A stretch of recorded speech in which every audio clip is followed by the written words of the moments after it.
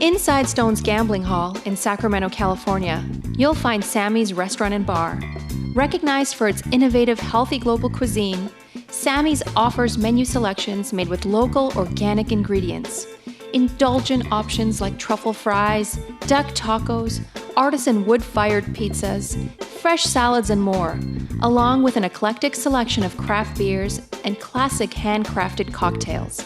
Plus, with 40 big screen TVs, Sammy's is also the perfect place to catch your favorite game. Satisfy your craving anytime, 24/7, tableside or in the dining room at Sammy's Restaurant and Bar at Stone's Gambling Hall.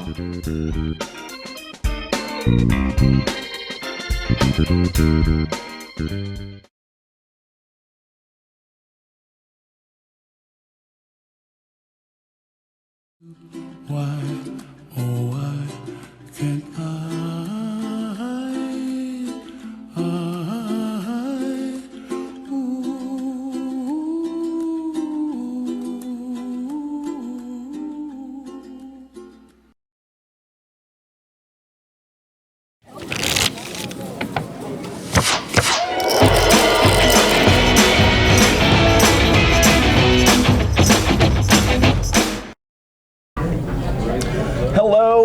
Hello, everyone. Welcome to Stone's Live Poker. Justin Karitis here with Mr. Jake Rosenstiel. I asked you because I forgot your name. So you're welcome. Everyone's a little sick tonight, so bear with us. We've been hitting the cough syrup heavy and hard. Well, I have, at least. I don't know what you've been up to. Cough syrup. Does that sound like street code word for? No, it's cough syrup. It's good stuff. It's okay. Now you can tell me. It's good stuff. This is a very special game. We like to call it Trainwreck and Friends, or Veronica and Friends. Unfortunately, due to some circumstances, Veronica cannot be with us tonight, so we got the young man, Mr. Scott Ball from Twitch, to host the game. The Scottish of all the balls. The Scottish Ball. Yeah. I love it. So we got a fun lineup for you. Usually the Veronica. This is a disaster of a lineup. What the hell is going on here? That's kind of like what Veronica and Friends is, right? It's a train wreck game. And usually it's like the train wreck of crazy loose players. Tonight we have serial crushers. It's like we took 9 serial killers and put them together in one room to try and kill each other. It should be a lot of fun. There's gonna be a lot of ego blasting, a lot of leveling in this game. Some of the dynamics in between, I think Scott, who is a crusher, mind you, who might not be as familiar with some of these other players, even though, I don't know, he might watch the stream a little bit, but it's kind of like, I think it's kind of all kind of tip off which way Scott goes in this game. Scott does not need to watch the stream. Scott's kind of like an omnipotent, all-knowing poker god type of being. He's got a beard, he can't be wrong. That's true, you got a point there. If you watch the stream with Justin and myself, Justin and Justin on Monday, we were like begging and singing and dancing for follows in the chat room. I had an idea for tonight that we set a crazy goal, goal, like 350 followers tonight. Sure. That you would shave your beard. No. 350 followers? No. Oh, come on, man. I get nothing. He's no fun, right? He's no fun. All right, guys, welcome in the chat room. We appreciate you guys being here. We love our loyal viewers that are here right at the beginning. You know, we'll have like 500 to 1,000 viewers an hour killers, right now. Who the hell shows up for this early? They were serial killers. They were watching the countdown. These are my peeps. Don't talk bad on my peeps, okay? No, these are my peeps. Yeah. All right, guys, we're gonna head down to the table because we have an all-star lineup tonight. I know for the first guy we don't have a picture, so maybe we could show a picture of Kermit the Frog or something. Sasha. Oh, we got the silhouette of the assassin, the profile assassin from like Jason Bourne. Yeah, he's a charge control. It's gonna be good. So some of these guys got the memo about the Christmas sweaters. Some guys did not. So we got some cool Christmas sweaters going on, and then we got some people just here to splash some chips around. Seat 2, you know him, you love him, you recognize him. It's the third most handsome man in the game. That's Brian, and we got a couple Brians in the game tonight too. Brian's good. Brian is, we talk about him, he's got a very wide pre-flop range. He'll flat some really strong hands, kind of makes him look awkward to kind of put him on a hand, at times, or even like narrow his range by the river. Right. It might create a little problem for Sasha with him to his left, but at the same time, I think Sasha just likes having him in the game. C3, one of your favorite players. Bone Chick, Amber. Right. Amber's a crusher. Amber's so much fun to play with. tournaments, cash games, all of it across the board. She's always having a fun time playing poker. We're usually barreling wine. There she goes. She's in the game. I found out tonight that Amber and her husband actually own, operate, and run a winery. So they brought in a bottle. Shut the front door. They brought in a bottle for Veronica of their homemade wine, and oh, I shouldn't have said that because I could have kept it for myself. Damn it! Now I have to give it to Veronica. There's video evidence of it. Yeah, so pretty awesome. They had a fun little label on there, and I'm sure it's delicious. They said they sell it for like $100 a bottle. Yeah. Seat 4, you've just been introduced to him recently. That's Kermit the Frog, also known as Arcady. And this is the player that's going to polarize the range of the entire table. Resident Destroyer. What do you like to call him? Rangeless beast? Rangeless monster? The rangeless monster. He's our rangeless monster of the night. Seat 5, you know him, you love him. So we're back to the game. That's Scott Ball. We'll just run around the table now because apparently we have a hand going. Azan right there in seat 6. Aussie. Second or maybe third time on the stream, seat 7. That's Bulldog. And over there in seat 8, Mr. Kyle K will also be joining. Kyle Kitagawa. He's going to be auditioning for a role as a Stones Live commentator this Sunday for the Stones last Sunday final table. I expect it to go well. And last but most certainly not least, the well-known Watbry. You see him here. You see him on Live at the Bike as well. Yes. And he's a great guy and a great player. He's a fixture in the California/West Coast poker scene. Everyone knows Watbry. Everyone who's anyone knows Watbry. So it looks like we're going heads up to a flop here. Bulldog opens for 15 with King Queen. Wow. Sasha defends the hijack. Flop is King Deuce. Bulldog already with the check mark, which makes me think we must be missing queens in the deck. He can't even make a straight. He can't even make a runner straight if he already has a check mark. So Sasha bets 15 here. On King Deuce, it's a very polarizing board. It's either you smashed it or you completely missed it. And if Sasha ever gets, this might be, well, this is actually a good card for Sasha. Now he can slow down. If Sasha ever gets Bulldog laid out any pocket pairs, the flop is plus CV for him. As it is now, we turn some showdown value. It's going to go check. River. Bulldog should probably think about leading here. Just because after Sasha checks the turn, we would expect him to have some sort of showdown value or he's going into shutdown. In which case, he's going to check back a lot of river hands as well. And so Bulldog has taken your advice and led out here for it looks like about a $25 bet, or $35. And Sasha's about priced in. And now, Sasha only calls because of the 10, right? Yeah, he's got a 10, and Bulldog's laying him a ridiculous price to call there. I mean, Sasha's only going to be right 1 in 5 times. That's good. Bulldog takes breaks in the pot. So this is 1-3, as it is the normal Veronica and Friends game. But you'll notice the table's playing pretty deep already. You don't say. Yeah. The green chips are 25, reds are 5, blues are 1s. I love it. I walked up on the table earlier. The table got really deep because Scott straddled, Azan opened, Kyle 3-bet, and Azan 4-bet shoved, and Kyle called off. He said just build a pot so we can get some more chips on the table. What do you have? It's table max. Right. Who cares? Oh, he doesn't even care. It's table max. They were just trying to get more chips on the table. So like there's a straddle, an open, a raise, a re-raise, and a shove. So I see you and Kyle going back and forth on Twitter about what hands he's willing to shove with. I was just wondering if it was in that range. Kyle posted a hand that he played at another card room here in town. He took a clunker of a hand to a board against in 5-way action. He flopped the best hand and then lost, and complained that he didn't lightly complain, mind you, lightly complain that he oh my god, I didn't win when I had 9-3 suited, and then Kyle, stop playing 9-3 suited, and you'll plug all those leaks in your 9-3 suited game.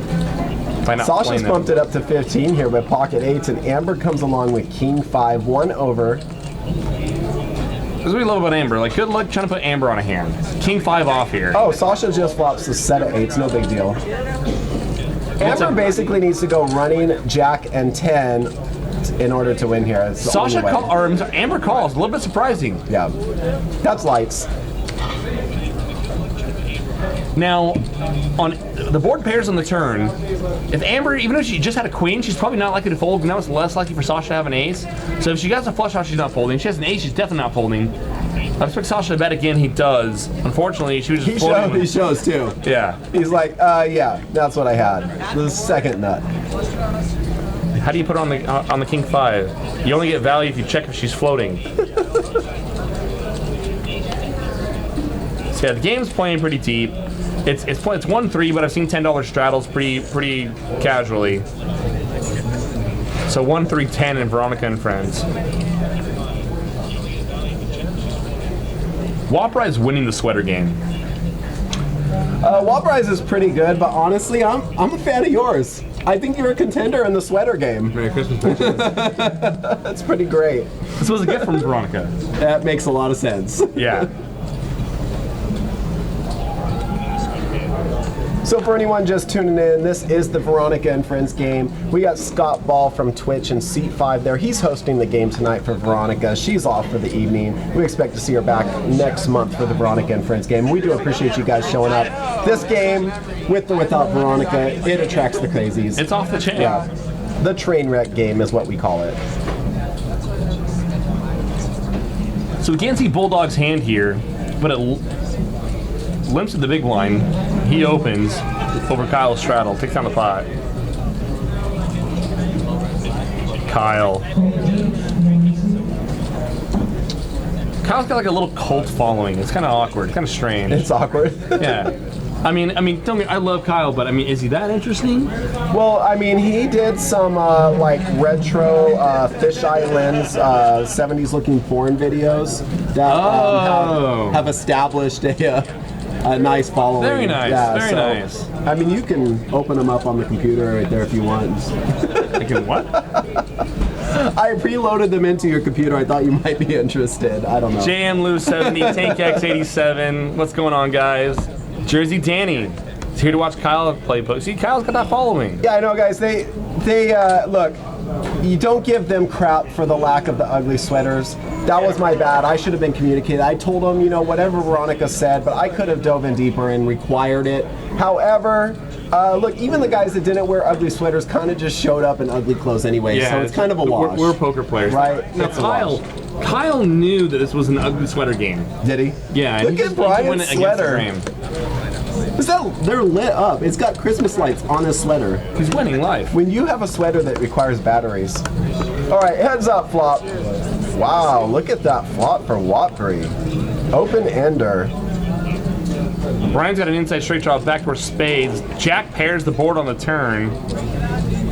Check, check. Watbury hits a straight. Fortunately, no love for him. Godsock, yes, this is 1-3. Now, this game does play pretty loose, so it'll play 1-3-10, 1-3-15. I mean, it gets pretty off. It gets off the chain pretty quick. Yeah. This is 1-3. It'll play pretty deep. I mean, but that's the thing about the 1-3 here. I mean, to play where the average stack is 300 bigs deep in the game here is not unusual. Right. Yeah. You've been grinding these games a lot lately. What limit are you playing at? I'm playing a lot of 2-5 lately. Okay.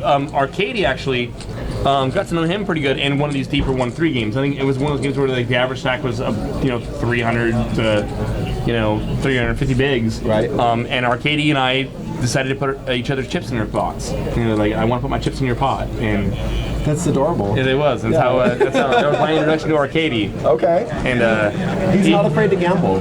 No, he's not. He learned how bad he can put money in, and I learned just how good he can get there. Sounds about right. That's poker.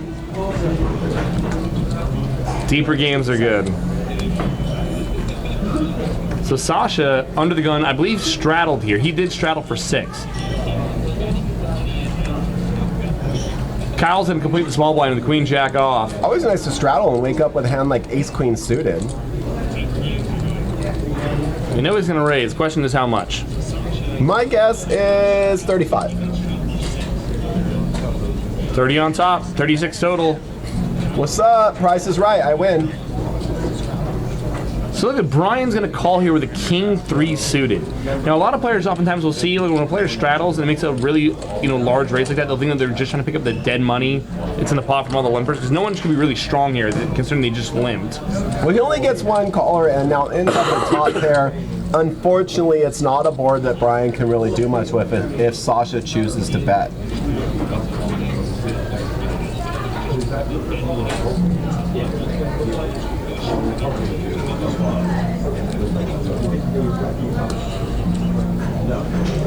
Sausage C bets and takes it down. Easy money.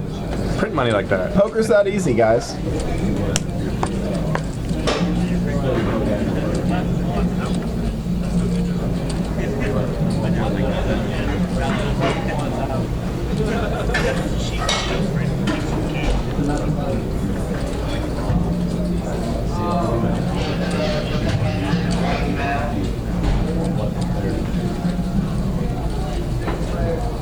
Right now I want like Simon and Garfunkel's Sound of Silence to start playing in the background. I mean, we know the guy that runs everything. We could probably hook it up. We could probably hook it up. So the $6 straddle is live. Looks like they might be doing that all the way around the table. Yeah, I kind of speculated at some point with this lineup that this game would jump up a notch. I wouldn't be surprised if at some point they just kind of try to convert it over to just a straight 5-5 or something like that. If you look behind, they're deep enough. Yeah, if you look behind Scott in seat 5, you see like 5 bottles of wine there. He said he coming in tonight. He wanted to keep the tradition alive. Yes. Yeah, it's Wine Wednesday here.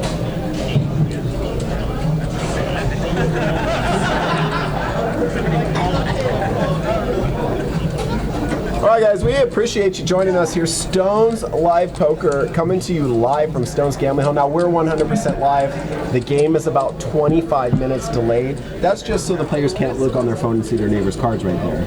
Yeah, I mean, that wouldn't be bad. That would be bad. Yeah, that's not good. I mean, if you're the guy looking at the phone, that's good for you, but... Yeah.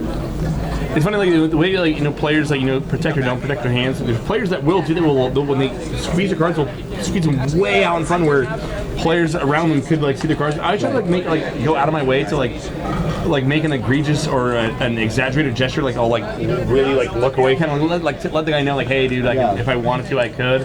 And then after the second or third time, I'll finally say something. Some players, poker players are creatures of habit, and some players just can't stop. They have to, that brings up a good point. If your neighbor is perpetually lifting their cards to the point where you can see them every hand, what's your obligation there? I say something. I play a straight game. I don't angle shoot. I don't do any of that jazz. It's respectable. Yeah, no. You just hey guy, I can see your cards. I do the same thing when someone folds, the cards really high, or they fold upward like this, where you can see the bottom of the card. Right. Because then, I mean, not only am I getting an advantage, but some other player who might not have the same integrity that I do might be getting an advantage against me at times that I'm not playing, and I don't want that to happen either. Right. So just makes sense. If you think you see a card or a card flashes, you call it out.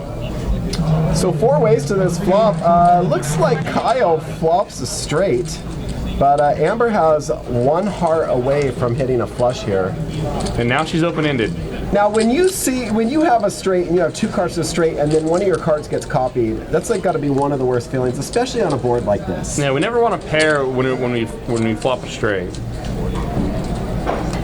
No, Kyle is still in the lead here, but as you can see from the percentages, he's only about 2 out of 3. I think Kyle can still call here. Heart on the river. Oh, almost. All right. So Kyle gets a check mark, has a straight. I think he has to play kind of passive here. Whatever Amber bets, he can only call. She bets small enough. I think he has to call.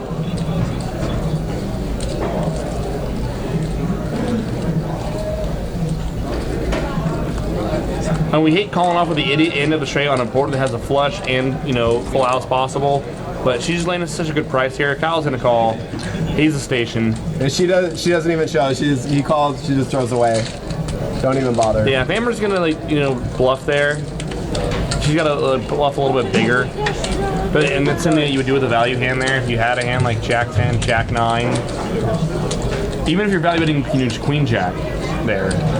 So we got some questions in our chat room about the buy-in for a 1-3 no limit. Let me just answer that real quick. The 1-3 no limit, when we first seed it, it's a $60 minimum and a $500 maximum. However, every no limit game at Stone's Gambling Hall, 1-3 and higher, plays table max, which means once this game gets going, if say player triples up to 1,500 first hand, you can now reload up to 1,500. Of course, not in the middle of the hand. And we do. Yeah. Once the hand's over. I want to specify that because people get confused easily. Hold on, let me squeeze first. Chips. Yeah. Oh, aces. I'll reload. Scott's gonna open up here to 15 in an early position. Do we know what Scott has yet? Could be old King 7 suited. It is suited. That's good. Bulldogs didn't make the call pocket 5s. Little set mining.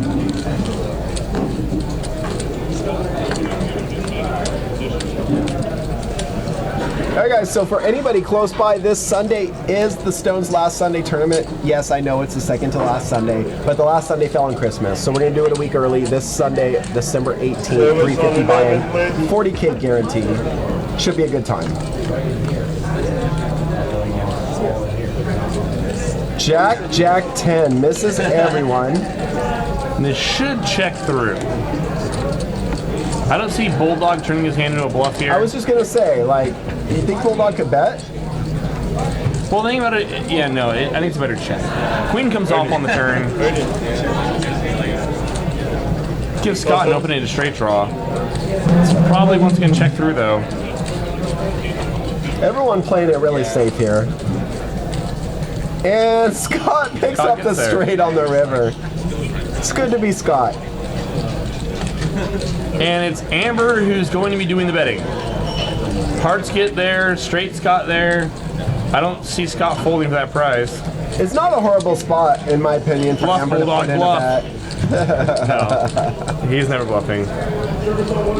That's a horrible board for Bulldog's hand. Yeah, double check it. They didn't change. So, a lot of players that I've seen that I run into, you know, in these lower limit games will look at Bulldog's hand and want to bet Bulldog's hand at some point. What about on the flop?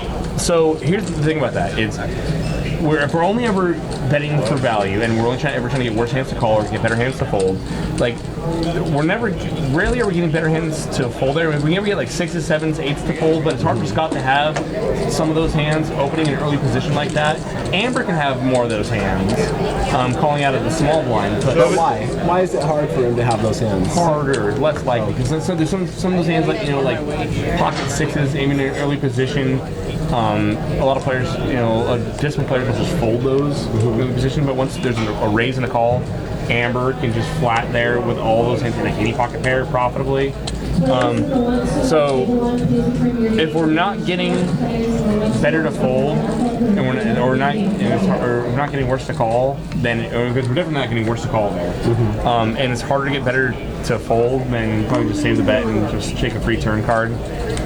On the other end of it, aside from a 5, there really aren't any good turn cards for us.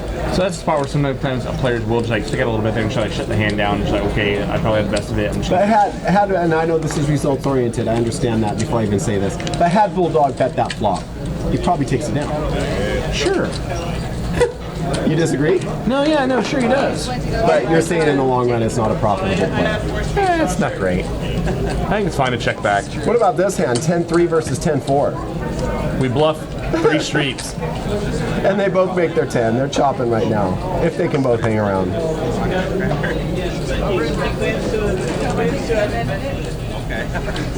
All right, that's a chop. Spread it up, guys. It's almost Christmas. It's time for sharing, because sharing is caring. Jimmy Bluffett, what's going on?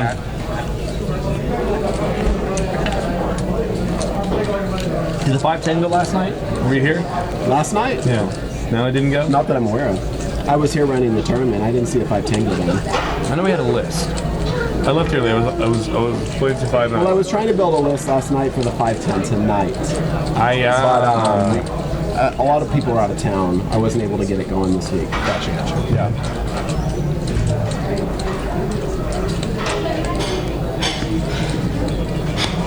Rick and Barstow says that he just asked Watbury what his amp rating on his sweater was. I'm curious what the response was. Man, we do have the little USB charge ports right there at the table. So Watbury can just plug a sweater into the USB port. So, question here from Andy in the chat room. He says, why does Amber weak bet when trying to bluff? Should she be betting bigger for a bluff there? So, as long as you're going to be consistent with your value hands or your value bet sizing and your bluff sizing, then it's fine. But if you're taking little small, you know, stabs at pots and unless you're gonna do the same thing with your valued hands, with your netted hands, which most players don't want to do like that really small when they have the nuts, then it's pretty easy to pick off. Also, you're laying your opponent a pretty good price to call with any like middling, it's like one pair hands, or like like Kyle had when he had like the bottom end of the straight on the flush. Is it better to bet bigger? It can in certain spots. It definitely can be. It's harder, for players to call for sure when you bet bigger. Bulldog's got a monster here. No, never mind. Now he kind of does. Now he almost monsters. It's an almost monster hand. This is when I'm supposed to be wearing glasses while I'm playing. That 3 of clubs look like a spade. You almost slipped down misreading your hand on that one tournament. Almost. Almost. But like it's the same way. So if you're gonna make bigger bluffs, then you need to make something in a bigger bet sizing when you value bet. Where players can talk about like polarizing their bet sizing, or so the nuts or nothing. You start bombing or over betting the pot. There you go, bro.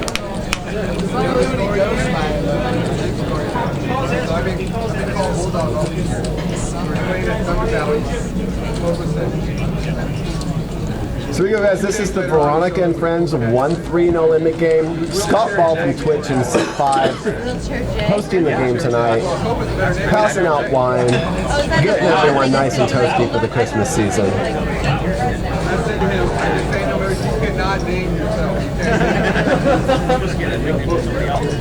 Looks like everyone's having a good time. You want to be over there, don't you? I want to be with him. It's like a fun game. Veronica and Friends game is always a good time. It's going to fold over to Amber with a 7-8 off. Just open for 10. Amber has no fear. Arcades should 3-bet, and he does. It's hard to profitably flat ace deuce off, but we can 3-bet bluff. We are blocking the very, very top of our range, holding an ace in our hand. So he's gonna make it 30 to go. It's gonna be hard for Amber to continue. And easy money. That's the difference you see with you watching Arcade play versus watching a lot of other less experienced players. Hands that a lot of marginal, especially marginal ace X type hands that really most players probably should be playing as 3-bet or fold type hands. Players flat those hands too much, and they just call. And it's not so much they're not don't have a decent amount of equity against their opponent's opening hand or opening range with the hand.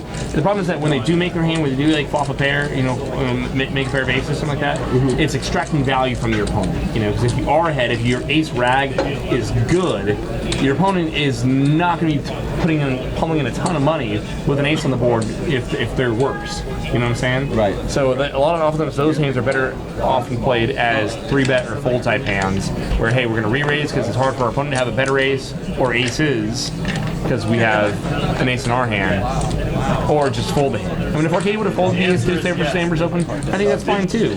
But he's got position on her. He's blocking the top of her range. Let's 3-bet. Let's play aggressively. I like the aggressive plays. Scott Ball, speaking of aggression, he's got the button. Makes it 20 to go, Jack 9 off. So here we see, we're just talking about Bulldog now, picking up ace 9 off. He's out of position. This is especially a spot where we don't want to play our hands out of position. So this is, especially when you're out of position, this definitely is like 3-bet or fold type hand. I wouldn't really have folding, and it's definitely the best option there. And even though he had Scott dominated, I think just flatting ace 9 off out of position against, even against a button open. Amber's suited, and that looks like it's enough for her to come along. Here we go. And Scott's got the one player he really wanted, player with the worst hand with worst position. 3-8-6 rainbow. Nothing for Amber. Check, c-bet fold. No, Amber's not done. 3 to a straight, and she's gonna peel. Uh-oh. Here we go. Scott hits his 9, Amber picks up an open-ended straight draw. Checking again. 50 to call. Amber's not scared. Let's see what a river brings. I think Amber's gonna check raise there. Well, Amber went along for the draw. She completely misses everything. This is Scott. He's gonna bet. He's not gonna get paid.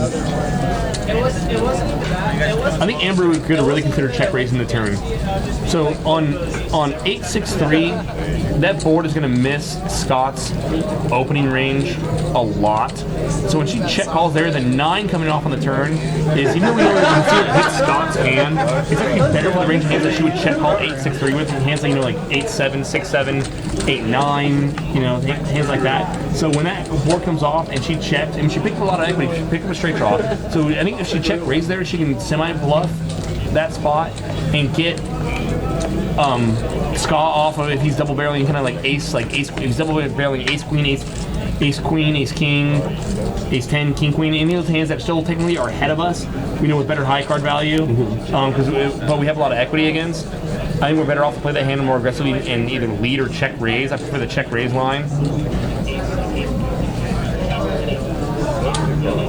Because it's hard for the 9 to improve Scott more than it should improve Amber more often after she check calls 8-6-3. Kyle's got aces. We love it. Chips on 11, please. All right. And Arcadie's got extra money in his pocket and he's light on fire. 7-4 suited. He makes 20 to go. Kyle wakes up with American Airlines. Live poker's rigged. But aces don't win. Here's a 3-bet. Makes it 75 to go. Whop ride. God, and he wants to defend the straddle so bad with a 5 tray off. Or 5 It is suited. It is suited. I have to say that. I'm curious to see what Arcadie's going to do here. Those are ace crackers. Pretty deep. He's going to gamble. He doesn't have a bad 4-betting hand. It'd be better if he actually had like ace 5 suited hand like that to 4-bet with.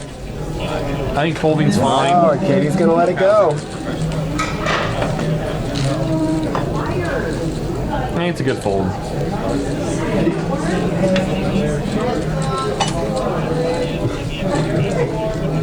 I like how everyone on the list is first name only except Scott Ball gets his whole name in there. He's Scott Ball. You can't say like you gotta have the whole name. You can't just say Scott. Yeah, no, he's one of the players, like one of those people, players, who's like last name goes like right with their first name. You can't just Scott. No, he's Scott Ball. I wish I had like right now I'm Jake, or I'm Jake the Beard, or the bearded know-it-all, or whatever. I prefer the bearded wonder. The bearded wonder. Yeah.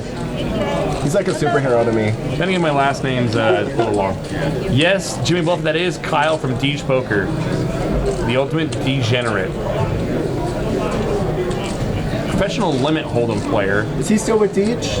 I didn't see him badged up tonight. Well, he was also supposed to wear an ugly Christmas sweater, so he says he forgets a lot of things. Mind you, professional poker players, not the greatest memories. Oh, I was thinking because it's California and there's new laws. Oh, yes. Also, short-term memory loss. Straddle's still on.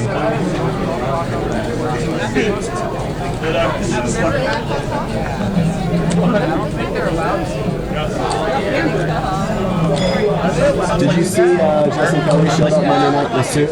He looked trying to play some suit game. Yeah. I liked it. I don't appreciate the competition, to be honest. The suit's my thing. Sleep in this baby. You can keep it classy. We're just simpletons. Did Whop Ride not 3-bet the ace queen? Taking the conservative line, it's okay. What is this is? Oh no, he did. Okay, all right. It was limped. Whop Ride made it 18 to go ace queen. Brian calls. Amber calls. It's a 3-way. King Queen 3. Brian's open-ended. Whop Ride's got second pair with an overcard kicker. Amber's got a gut shot. A little something for everyone. Yeah, why not? I love Brian's sweater. Next one that does happen.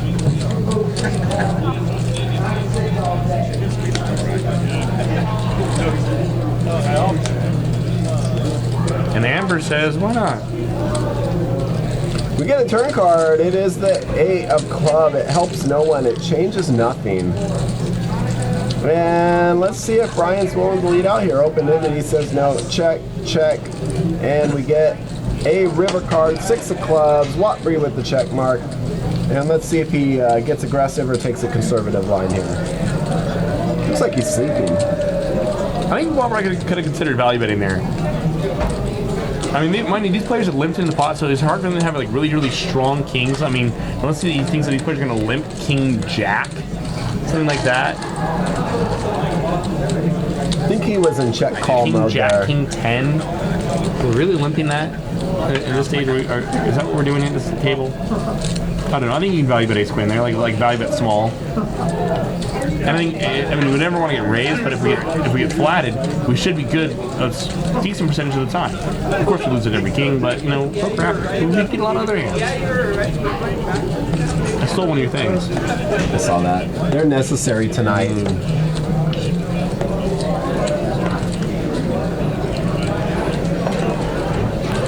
It's like candy for sick people.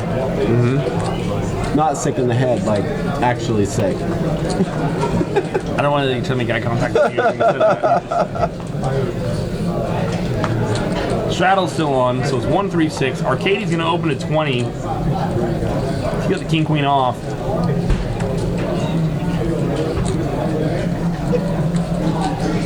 Probably see Brian defend here. He's got ace 9 suited. And we do.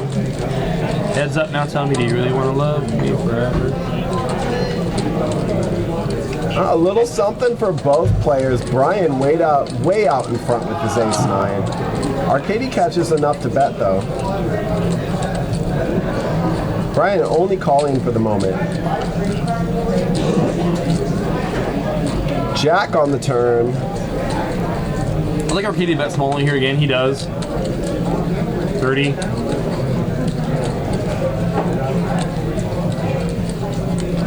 Trouble. Arcadie makes a straight, gets the check mark. He's been betting the whole way.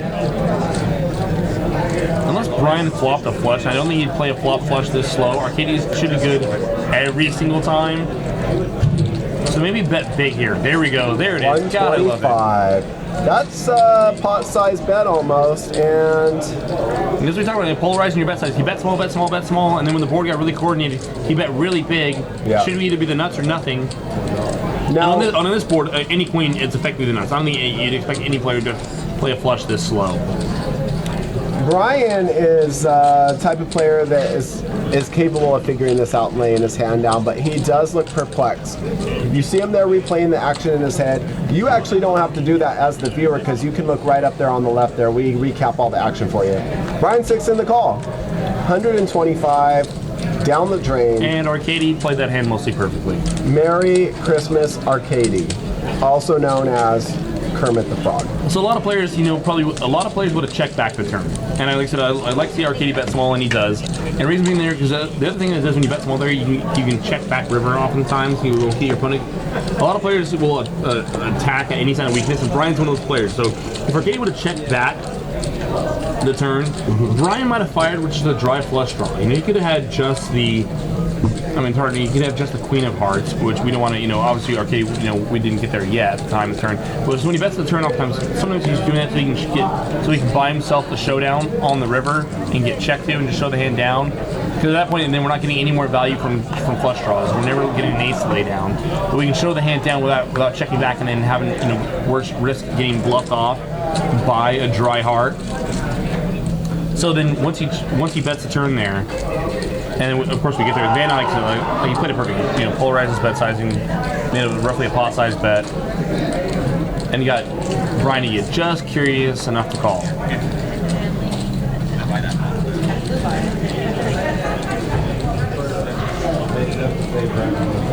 Scott makes 20 to go with a king 5 suited, and we love it. Scott really driving a lot of action tonight. Scott's a man.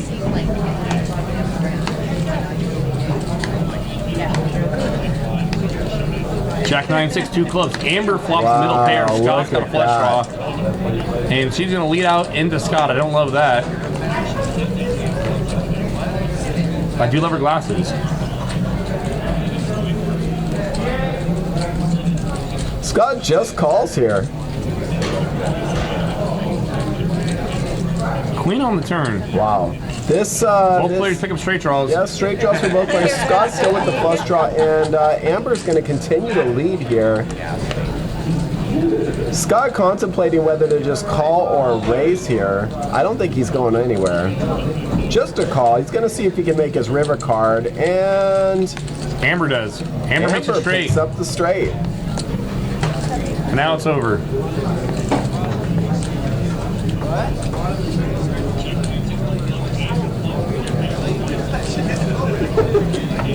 I don't think Scott can call here.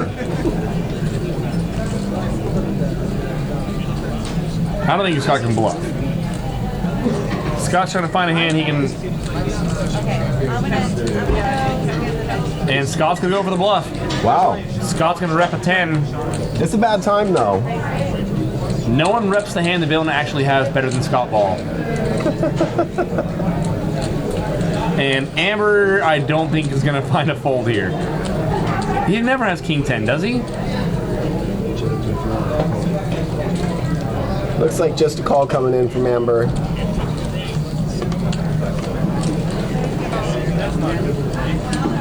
He says, Scott says, oh, that's not good for me. That's great. One thing that's great, guys, watching at home, if you want to hear the table audio, the table is mic. Just turn it up a little bit. You can hear sometimes what they're saying if they're speaking clearly. Up until river, I like the way Scott played that hand. And even on the river, it's not bad. I mean, because if Amber's ever leading, I mean, you might get her up. You think Amber can fold, you know, 2 pair? Then I don't think it's a bad race. But that board's so coordinated. Can she? I don't think Amber's in a folding 2 pairs. I really don't. Like, no. What about 2 pair on 9-10 Jack Queen? Well, that's effectively worded. I mean, the board anytime it's straight, the board's 1 card up straight. We would like to think we can get any player to fold 1 pair on that board. But that board is so coordinated after she like leads and then fires. It's hard for her not to have 2 pair plus. So I mean, if we're raising there, we really got to be confident that we feel we can get our opponent to lay down 2 pair. On the other end of it, it's Scott Ball and he's saying screw it. It's Veronica and friends. It's 1-3. I miss my draw. I'm gonna raise. Yeah. Good luck. I'm curious if Scott Ball's available later after the game. If you could give him some pointers. You want me to like help him out a little? Oh, I thought you meant like is he available? Oh, I don't think so. So Sasha makes it 20 to go. Ace Queen. Arcady, Amber, and Brian come along. 5, 6, 7. Oh my goodness. Happy birthday, Amber Arcady. looking in good shape here. Diamond draw. Arcady open-ended and hits a pair of 5s as well. Oh, we didn't even notice that Brian actually flopped the straight. Brian flops a straight. He checks. Amber, she bets 30. Now Arcady with 1 pair and open-ended straight draw. And mind you, this is all before Sasha, the original aggressor, has even got to they didn't give the player a courtesy of a 3 or of a C bet here. Arcady lays it down. He has to worry about Sasha, the original aggressor. She'll be behind him, and Brian in the hand as well. Brian's gonna check shove. Brian moves all in. Looks like a little over 100. Amber's never folding. Amber gets to see 2 cards for this price here. It'd be really difficult for her to go away, and she has 9 remaining diamonds in the deck that could win.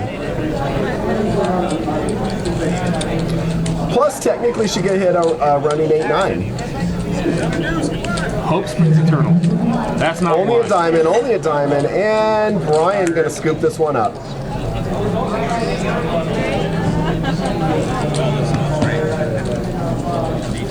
So it's funny to see Brian playing short here. Brian's one of those players who prefers to buy in and play through his initial buy-in before reloading. We see Brian playing all the way up to 10 1/4. And it's not like Brian's like running on a thin roll or anything like that, you know. But we see him playing short. But Brian's one of those guys. He buys in for whatever amount he buys in and plays it all the way down to the bone. He'll play an effective short stack strategy, and then if he busts, then he'll probably buy into table stakes. You know, it's. Whereas other players, myself, Azan, and other players are more like top-off guys. So you think a player coming in like this is kind of He's going to come in thinking, oh, this is a 1-3 game. This is way below what I usually play. I can totally crush it. But then you sit down in the game and it's playing like a 5-5. Well, yeah, well, half these guys, I think we've seen playing in a 10-25 at some point. All of them we've seen pretty liquored up at some point. Hopefully tonight.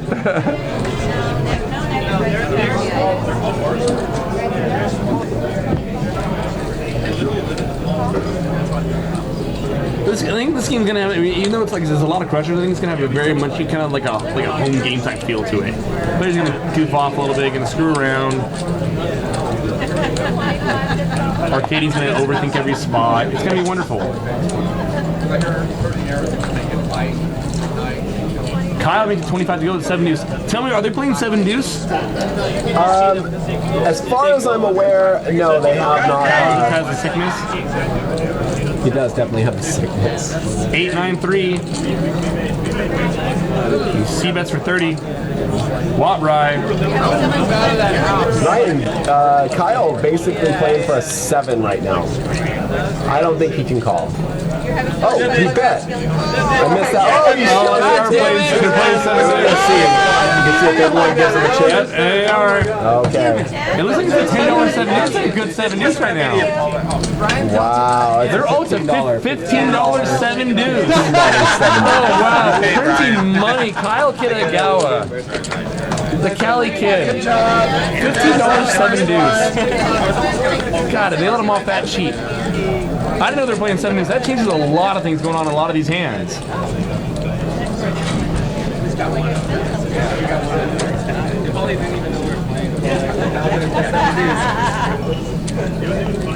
Can anyone read his on sweater, please? It's tilting me. I don't know. We'll see if we can't get some eyes on it.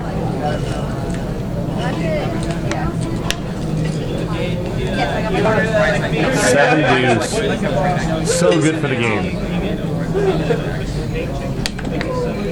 This discussion came up on the other day at the table. We were playing 7 deuce and whether or not to play it with or without a flop prerequisite.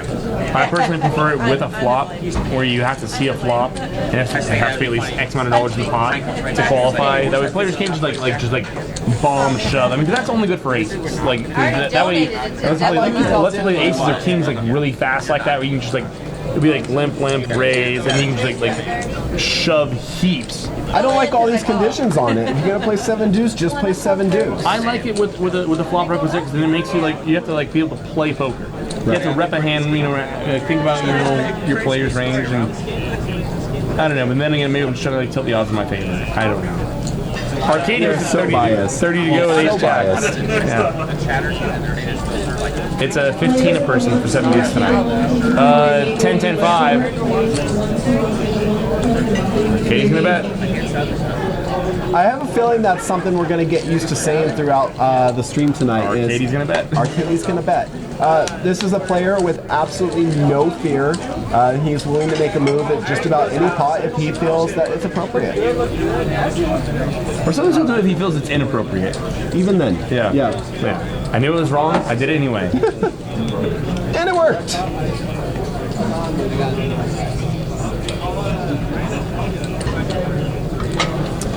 Yes, Plastica, I'm sick. Thanks for pointing it out. You mean in the head, right? Yeah, I'm actually sick too. Not just in the head tonight. We got our stash of cough drops here, which Jake is Crushing and snorting. He's crushing them and snorting them. I got my Red Bull and my cough drops, so I'm good to go. Don't worry about me. I'll be fine. Rock and roll. Watt-Rye's got queens. Did you see that?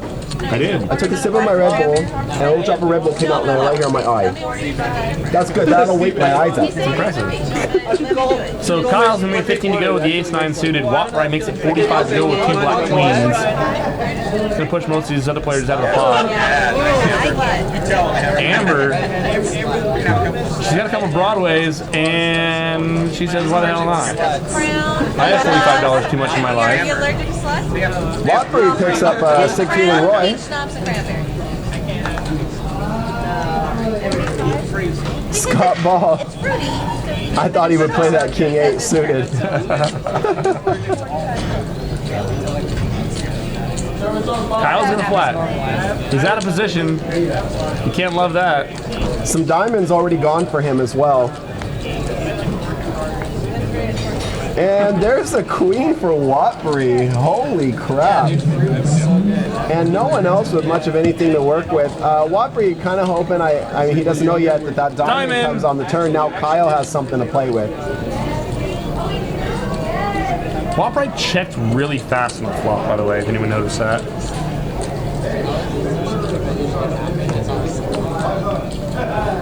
Three bet, check back, and then raise the later street. He's got to have a set, right? He's going to call. He hasn't raised yet. He can still have a hand like jacks, 10s, 9s, brick. Now that's what Kyle's got to feel like here. Can he? Does he need Watbury to fold jack, 10s, 9s if he fires 2 streets here? Some of your aggressive overtime. And an immediate raise by Watbury. No hesitation. Kyle gives a little smile, lets his hand go. That's that. Kyle bets 160, Watbury says more, and Kyle says no. What's Kyle eating? It's not a salad. It's his ego right now at this point.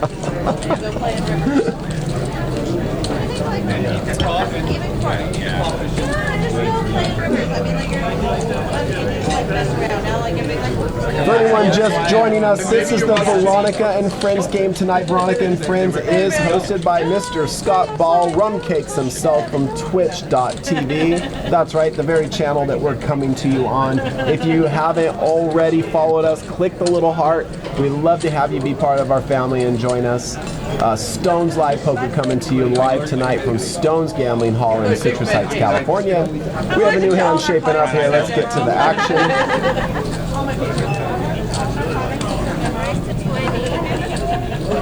Watbury getting chastised in the chat room for showing his cards. Never show. What if he's advertising and he only plays the best hand? Then he can make a bluff later and everyone thinks he has queens. What the hell? No. The Jake has spoken. Brian mentioned 20 to go with a jack 9. Gonna get through. You're like a wise old sage of poker. Yeah, that's the rumor I'm spreading. King, Queen 5, Bulldog and defending the big blind with pocket 8s. Check bet fold. Yes. Brian says 35. Game over. Easy game. So the last Sunday is coming up this Sunday. We get it a week early. It's a last Sunday. It's the last Sunday tournament. Second to last Sunday tournament. This month it is. Yeah, this month it is. Christmas interferes, whatever like that. So this Sunday, $340 buy-in, or $350. $350 buy-in. $340 for you because you have your VIP card. You get $10 Here's my off. VIP, my elemental P, my XYZ. $350 buy-in, 40K guarantee. That's where I was going. And Ks are good. Remember, the more Ks, the better the tournament. Absolutely. Yeah. Absolutely. So there's 40 Ks in this one. So does this tournament, does the last Sunday count toward the championship players' points? It's actually the final tournament to get points. That for will be the last championship. one. Okay. Because I caught myself in here. I was like 2 points away from qualifying. So I caught myself in here playing a daily tournament the other day. What? Yes. Any good? Yeah, of course. What do you mean it's a daily tournament? What are we going to not crush it? So you won? I cashed. Oh. No, but then it was like terrible. Like I had to pick up my kids from school, so I just like started like shoving. Like, By crush it, you mean min cash? I find it terrible, but like it was like I had to pick up my kids in 20 minutes, and then I just started like shoving every hand. Oh, okay. Yeah, and then so I could leave. It seems like a good But I got exactly enough points to qualify. So. All right. Well, I mean, it can move. It can move. So that's why I was like kind of like okay, because I really don't like playing those, but I like playing like the last Sunday. And Saturday is the And 10th. Saturday 10K. Saturday 10K is good. Should be a good weekend here at Stones. Yeah.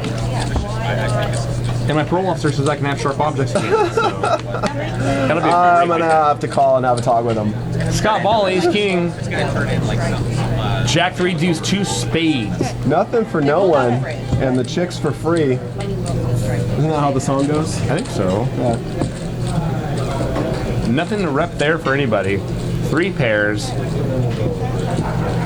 a blind. One of the persons in the blinds can check raise maybe, but no one's in the blinds, so it's gonna get hard. Now, when you have a double paired board like this, an ace starts to look really good, especially when no one's bet on any street. See, that can sound smart too. And Scott's gonna value bet it. Scott bluffing with the best hand.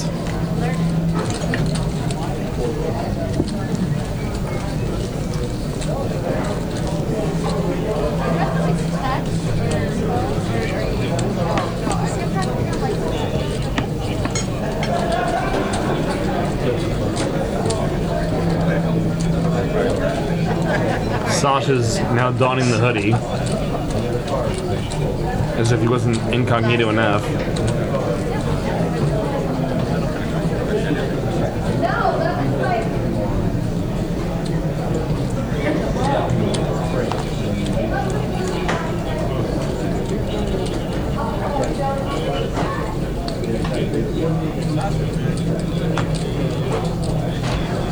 For those of you asking in the chat room why Veronica is not playing in the Veronica and Friends game, she is dealing with a family issue and will be back next month. We fully intend to have her back next month. We have the young man in C5, Mr. Scott Ball from Twitch Poker. He's hosting the game in her place tonight. The wine is flowing, the chips are flying, and so far it's been a pretty good night. I don't know how Bulldog has not opened the button with King Jack suited in the limp pot. He's playing too tight? Is that what you're trying to say? Yes. Just say it. Just say it. No, he should definitely be opening it. And mind you, he would have got 3 bet. He's going to get 3, or he's going to get raised. Sasha makes it 46 to go with jacks. Bulldog calls. His hand's under rep, but they're not great. I would have much rather see him open. Amber also has too much money in her life and calls for 40 with King Deuce. She is suited. She's suited. And she has a little bit of equity now. 4, 5, 6. Amber's got an inside straight draw. Bulldog completely misses. He just got backdoor clubs. Sasha's way out in front with jacks. What Sasha's got to worry about within a limp pot, 5, 4, 6, kind of hits their hands a lot. If he gets raised here, well, he's in good fortune right now, making that bet. I don't think it's something Bulldog can call. Bulldog gonna double check, and then I suspect throw it away. Wait, 6 a chip back on top. If he were to raise here, it would be awfully hard for Sasha to not believe him that he had a set. After limping the button multi-way there. My money says that Bulldog does not raise here. It's a fold or a call, and most likely it's a fold. It's never a call. Never a call. It's a fold or a raise. We're never appealing there. He might be looking for just one more club. Or to hit one of his overcards. You're invited to my home game. I'm aware of that. You're looking at this game through the eyes of a someone more sober than they are. Stober, yeah, Stober. Yeah, Stober.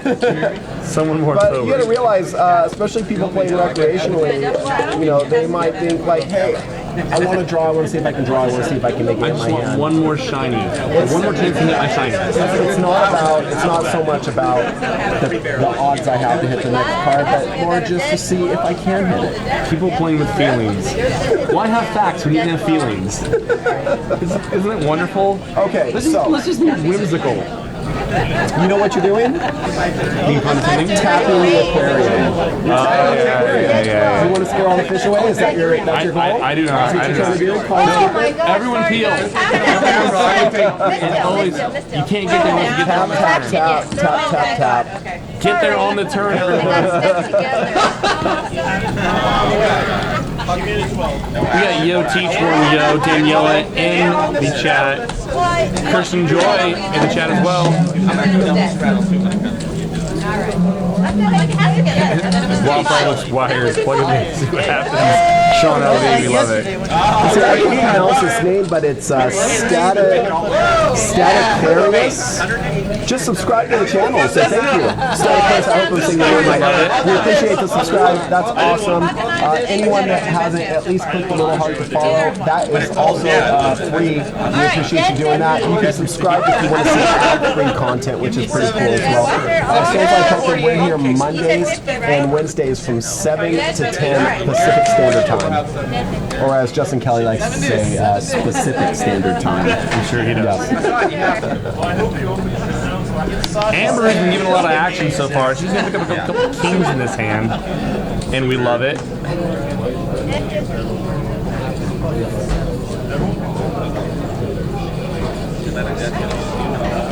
Not like how I donate the 12 and then I get The conversation topic at the moment is Watt-Bree sweater. They feel like it might have potential to overload the circuitry here in the casino if it's drawing power off of us. There's a lot going on. What if he That is spills for sure. a drink on his shirt when he electrocutes himself? So That's a concern. I think we have a double straddle, a double straddle here. No. Yes. When Amber wakes up And a with triple Phoenix. straddle. No, it's a triple straddle. We have a straddle, double straddle, triple straddle. Arcade triple straddle to Jack Trey. And wait, she jams? No, Amber! Oh, Watt-Bree made it 201. Oh, never mind. Okay. Watt-Bree rates at 201, and Amber jams King. That's why. I love jam, so this is good. It was a triple straddle.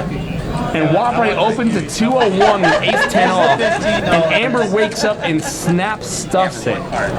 I spent the first hour of the stream trying to get that eyeball look from Jake, and I finally got it. Finally I said got it. I love jam, yeah. The judgy eyes. I love the judgy eyes. They're my favorite. Oh, God. All right, so 666 for Watt-Bree to call. It's a very Ominous. ominous is a good word. I was looking for a word. That's a good one. Yeah. Does Watt-Bree call here with ace-10? He already put in 200. No, we never call here. We do not know. We gotta pay for that sweater at some point in our life. I mean, I'm sure he leased that thing. No one buys that outright. Yeah, no. He put something down on it. I mean, he needs to come up in this game to pay for that sweater. We lay this down a lot. He wants to call. He wants to call. No, he folded. I folded in the ladies in the bitches tournament at the World Series. No, I missed it. I can't repeat it. It's wonderful. Oh, damn. We'll have to replay it later. I'm alive. Here you are, Stone's Live Poker with a couple of half-sick commentators. And we don't just been sick in the head. Oh, they ran the board out. Oh, it's a Oh, rabbit hunt. they rabbit hunted and Watt-Bree got there. Why did we rabbit hunt? Why did we rabbit hunt? And sometimes it pays to be results-oriented. On Stone's Live here, we can, what is it, $5 tip for the dealer to rabbit hunt the board? Yep. And we love it. So here's the thing. It's harder for with the 7 deuce game in play. So if it's unlikely for Amber to be holding 7 deuce, but Watt-Bree might think that, okay, well, if she thinks I have 7 deuce, I might actually be in a good spot to raise 10. Because she never has 7 deuce. Right? When she does that, but like Watt-Bree might think, well, if she thinks I do, then she might be really wide here, and she can be doing this for like 7s, 6s, king, jack. How sick is that right there if Watt-Bree calls off? It's pretty sick. Even sicker is that Amber's got kings again. What? Did she keep them? Did she not give them back? It's a peanut, and it's another double straddle. It's a double straddle from Arcady. So it's 1-3-24 or 1-3-12. Now it's 150. Oh, it's 200. Oh, and Scott Ball's got the old ace-5 ball. She makes it 200 to go. Jesus, look at Scott. Scott wakes up and he's like, with the one hand he knows he should be able to sell like 3-bet bluff here. Oh, look at that. He's contemplating. No one thinks that you're going to have kings twice in a row. No one thinks that.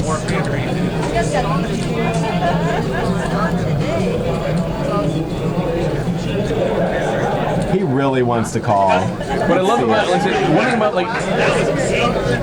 so Azan made it 50 to go, 9-7.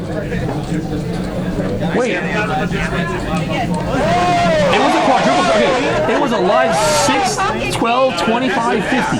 It was a live 50 from Azan. Wow. This game they're running the board. And now they're running the board. Azan had 9-7. Oh my god. That's so gross. That is so gross. There's 2 times that the worst hand is laid down against kings, and the board is run out, and the worst hand would have won if they called. God, that was a line 50. Why aren't these guys gambling? Right? What the hell? Let's gamble, guys. Gamble, gamble. Arcady got this started with the triple straddle, only to follow by like Scott triple straddling and Azan putting in the quadruple straddle. What do they say? No gamble, no future. It's 1-3 and the world. Hi-ya. I was wondering how Azan got in there with a 9-7. Like, oh, that's why he straddled. He re-straddled. Now, I don't know if the players are familiar, but in the Veronica and Friends game, the straddle is supposed to be a V straddle, and they're not V straddling. You can't V-straddle 2 green chips. That's why you change it out. You change it out for some like some blue chips, right? Okay, I'll buy it. Where's Frank when you need him? Where's Frank? Scott makes it 20 to go, king, queen. Bulldog's gonna flat the ace tray.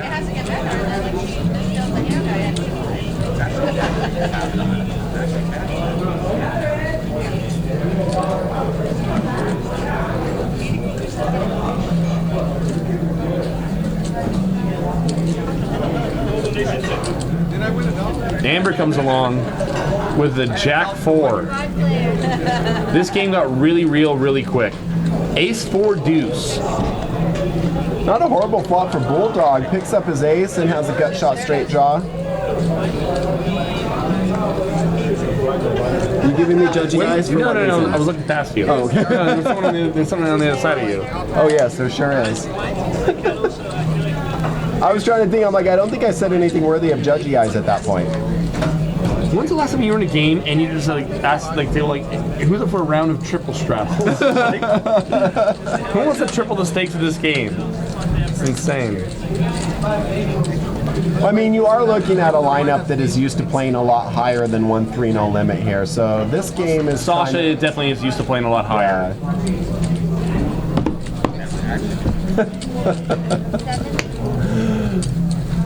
California jokes.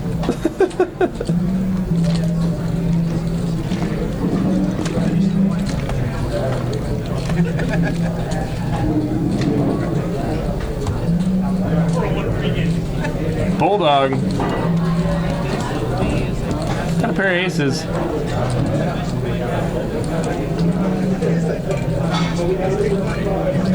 Bulldog's got a pair of aces, but his arm's got a glass of wine. We'll call that a push. Take your pick.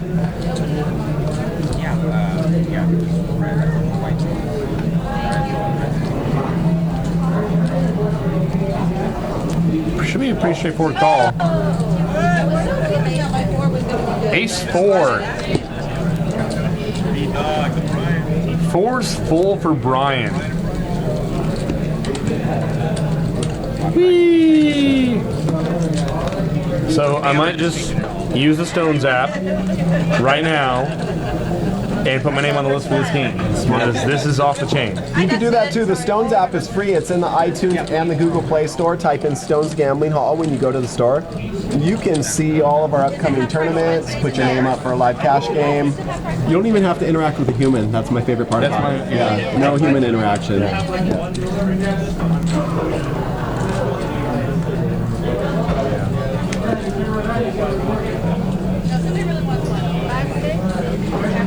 And just like that, it's done. I'm on the list for the game. Took me that long, folks. Ship it. How big is the list? Just a few names up there. Well, there's 3. It says 3 tables. The 1-3. Oh, the 1-3 is the 1-3-1-3. 1-3-1-3. Oh, that's the one I got to put on the list. Okay, that one. Only 2 waiting. So you're number 3. I'm third on the list. I love it. Thanks. We just need to bust a couple people out. Yeah. Jake can get in the game. He's a really close friend. So we got an open from Scott? Or is it Bulldog open for 12? Either way, it looks like Sasha has put in a raise here to makes it 40 to go with pocket 10s.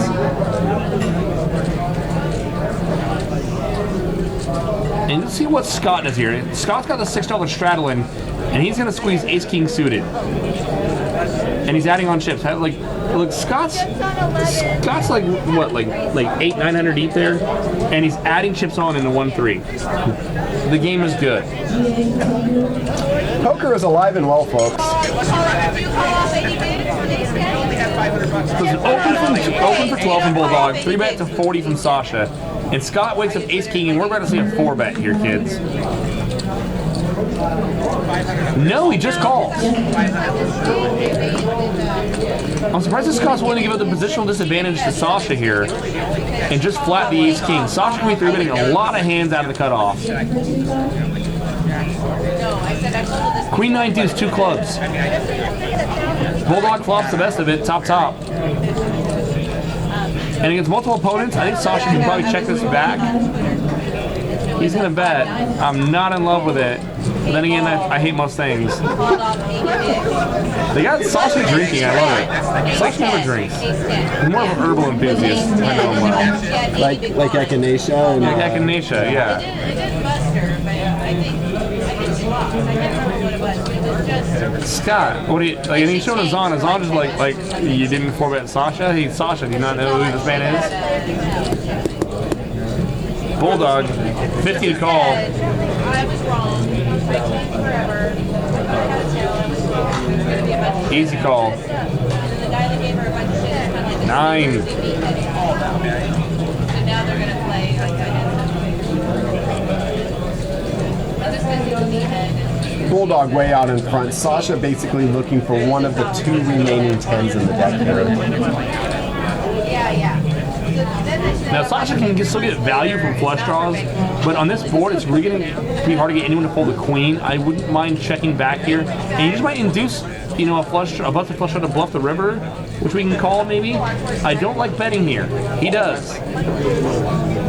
He bets 150.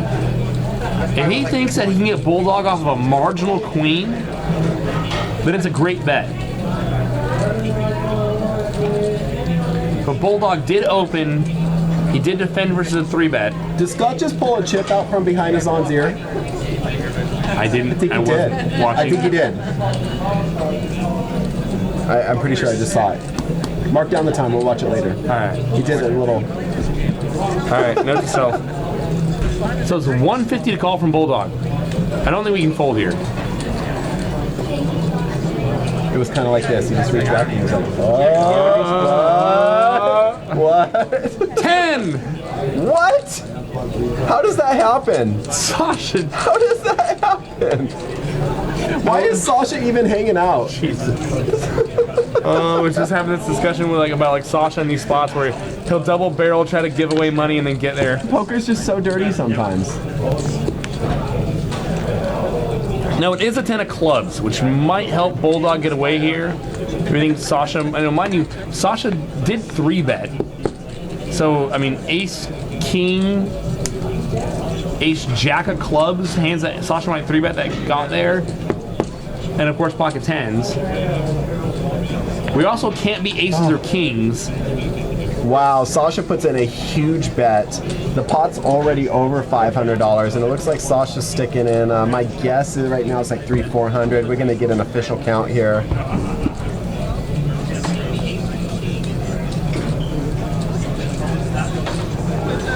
$400 to go.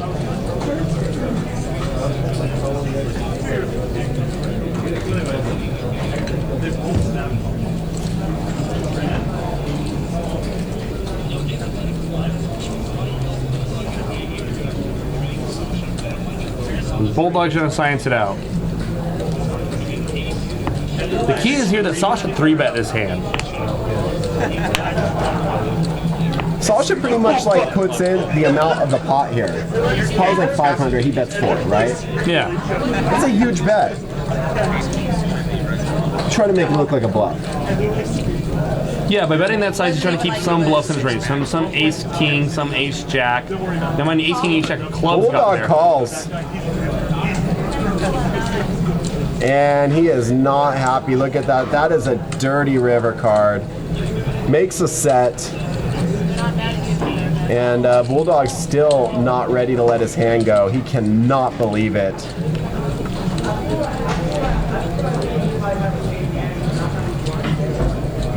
Sasha and Brian in a little powwow over there discussing what just happened. And Sasha's like, I get there. That's what I do. And that is the face of a guilty man. I'm gonna keep this, by the way. I know it came from your ear. Okay. I'm keeping it. Granted. Okay. I love it.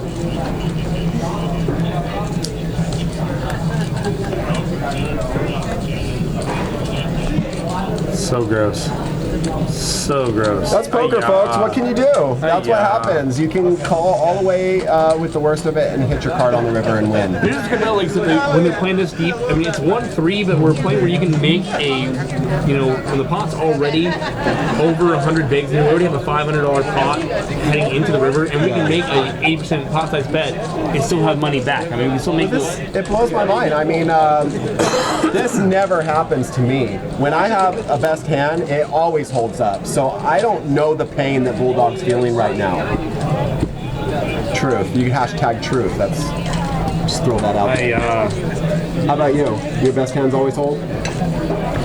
60% of the time, all the time. 60% of the time, every time. So Monster Hand says the guy with Ace Queen, let him get there. I think Bulldog played the hand fine. Yeah, I mean, I don't have a problem with the way he played until it. River. I mean, but even it might be a little bit results oriented. I mean, The problem in that particular hand is that live poker's rigged. yeah, That's I the mean, problem. I don't believe in. I don't buy into that. You know, like. That thinking that, you know, you let your opponent get there. If we're trying to blow our opponents off worse hands, we're losing value. And what do you want Bulldog to do there? At some point, like what, check raise one pair? At that point, everything worse than us folds, and most even can get our opponent to fold aces or kings, which is nuts. I think you make the most money in the hand by check calling there. Do you think we see some tilt play from Bulldog now? Yep. Ace-7 suited, that's a tilt hand. Yeah, that's not bad. No, it's fine to play. Amber comes along. Kyle makes it 25 to go. Amber calls 25, ace-6. Amber's not on tilt. She's just having a great time. Jack 3-9, 2 hearts. Queens are still good right now. Until the river, of course.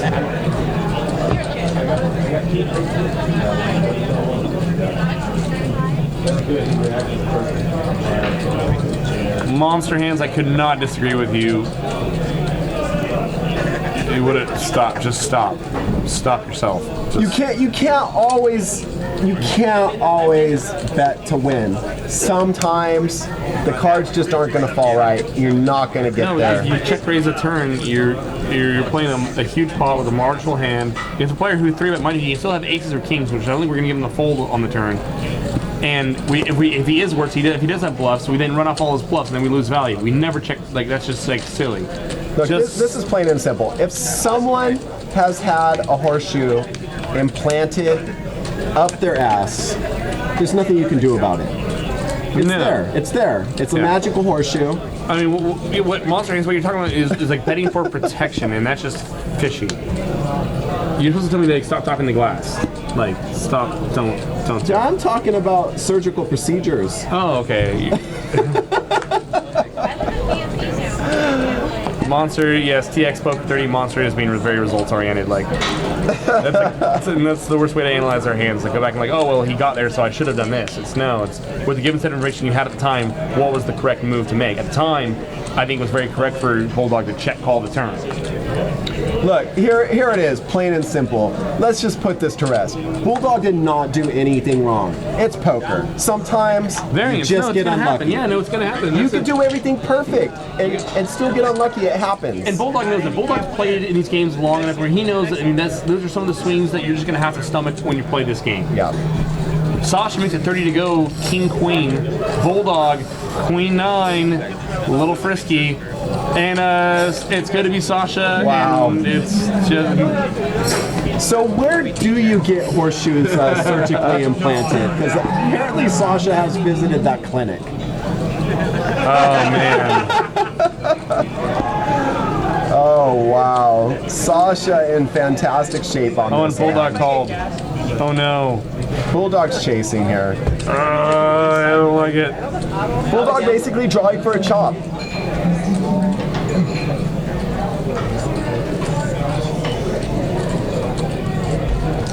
Sasha just trying to string him along, and Bulldog is tilting a little. He's going to take the bait.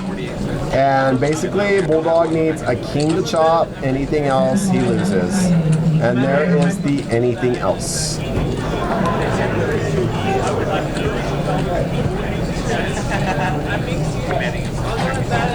The good news about this card is Bulldog does not lose any money here. There's no way that he's putting any more chips in the pot.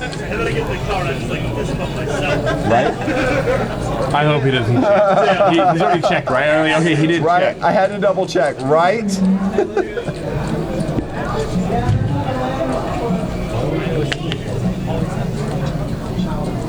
Hidden 8277 says worst river ever for Bulldog. I disagree. I feel like that's a great river because now he doesn't have to put more money in the pot. There's really not a card that could have made him put more money in the pot except for the card that chops. Well, Bulldog made it straight. Did I miss that?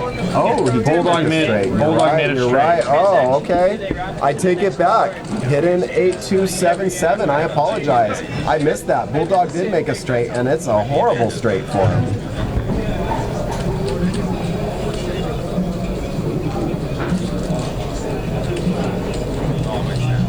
Bad news, bad news. Sasha bets 145. Gonna be a tough laydown now for Bulldog.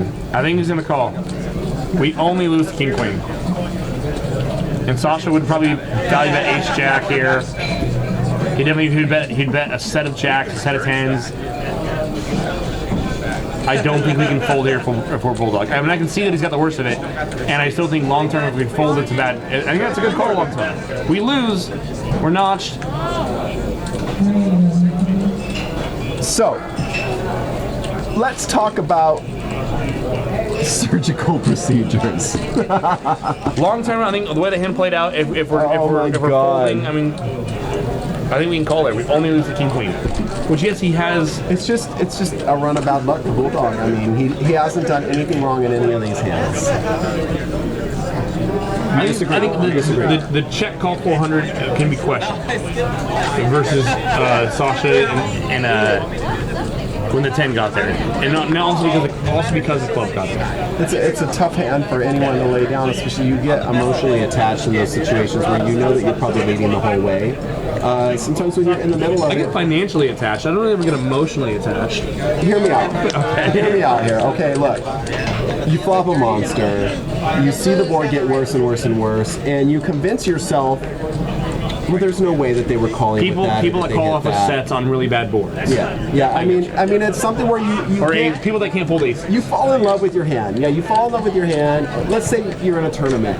I know this is a slightly different scenario, but you're in a tournament and you've been card dead for 2 hours and your stack's dwindling down and you pick up kings and you get the worst board ever, ace something. And It's a good board. Okay, well, what's a bad board for Ace something something. Okay, not ace ace something's good. Ace something so something. you get this horrible board, but you're like, God, it's been so long, you're getting anxious, you haven't played a hand in forever. You get attached when you're in these situations. And so we're looking from the clouds. We're like God looking down on the game. We see all the information. These guys only see the cards in front of them and whatever tells they're getting from the other players. It's very easy to get caught up in the moment, is what I'm saying. And you're giving me judgy eyes, and I'm making a lot of sense. I don't understand why I'm getting judgy eyes from you. It's very easy for anyone that's been sitting at the table. It's very easy to get caught up. This is the best hand I've seen in a long time. I finally made a hand. Yeah. And I'm taking a stand. I'm not full. People play bad all the time. It's fine. Some people play bad. Some people misread their hands. I mean, it happens. No one's perfect. No one's perfect by any means. I really thought I had a flush. I really did. King 772 diamond. Scott Ball's got a backdoor, has the diamond draw. Arcady got some air.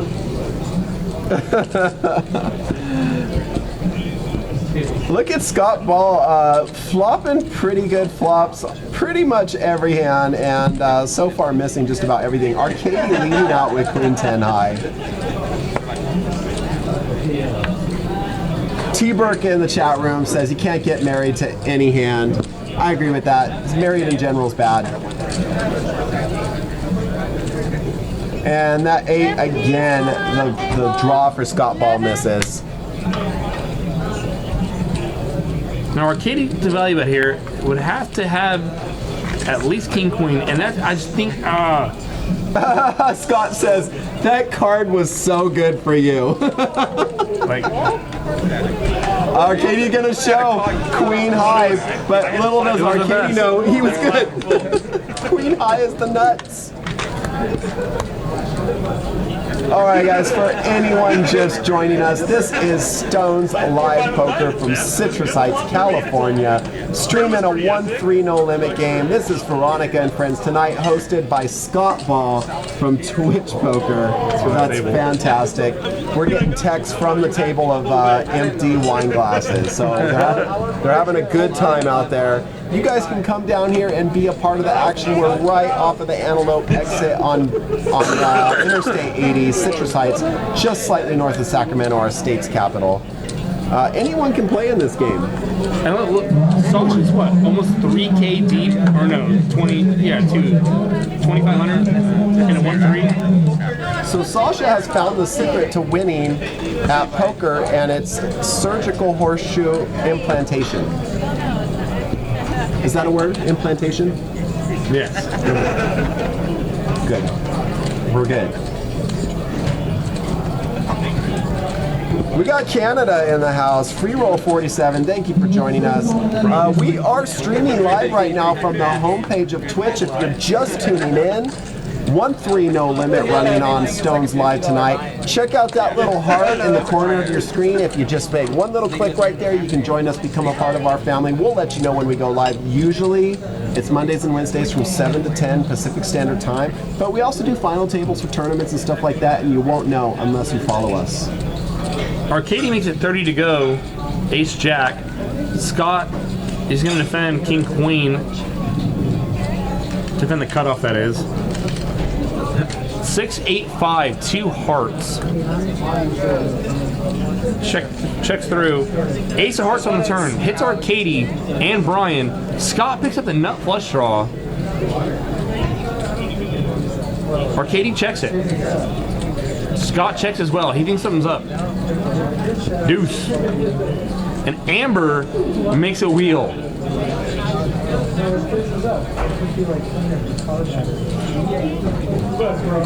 I think if you're Arcady, you have to call and hate it.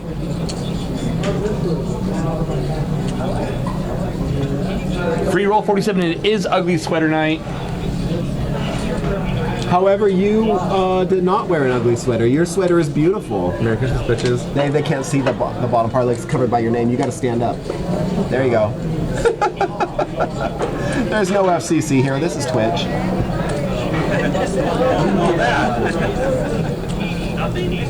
A better answer is no, this is how they always dress.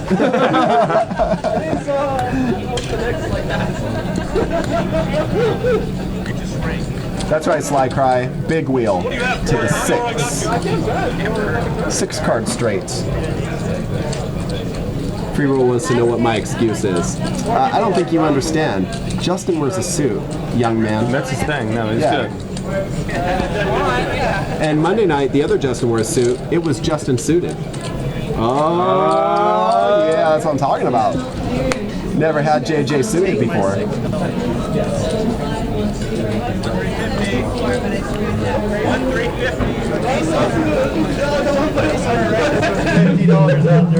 I think they're asking Arcady why he didn't double straddle. Amber. Is that a $50 straddle? No, it's a $12 straddle, I believe. It looks like a green chip to me. It is a green chip. What's underneath it? Another green chip? Is there 2 chips there? Did she straddle for 50? It looks like she might have. What the shit? Yeah, it's a $50 straddle. $50 straddle here at Stone. So it's 1-3-50. That's the type of games we have here at Stone's. 1-3-50. Sasha with King Queen suited really wants to be a part of this. Kyle makes it 150 to go. Sasha can 3-bet here, and he just might. Kyle with Jack 8 off. It's free money. There's a $50 straddle. We can open up all sorts of hands. Sasha knows that Kyle's perceptive enough to do that. Kyle's hand is good enough to flat, good enough to 3-bet. I love his spot here. Oh my god, we never fold there. Gotcha. The problem I guess working for him is that Kyle's only got 971 back when he opens for 150. It might be a little bit hard to play post flop.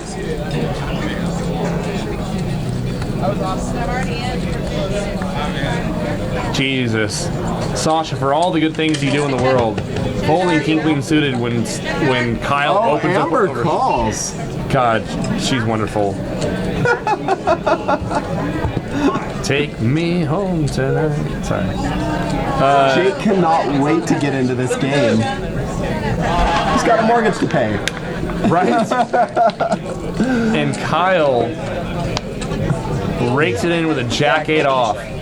Looks like we're getting a new player into the game.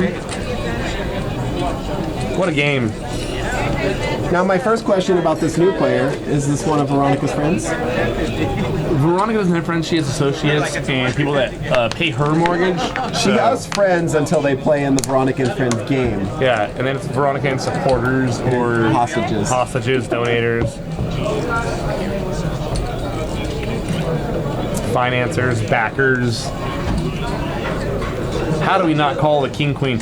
So here's another double straddle. So it's a 6, live 6, live 15.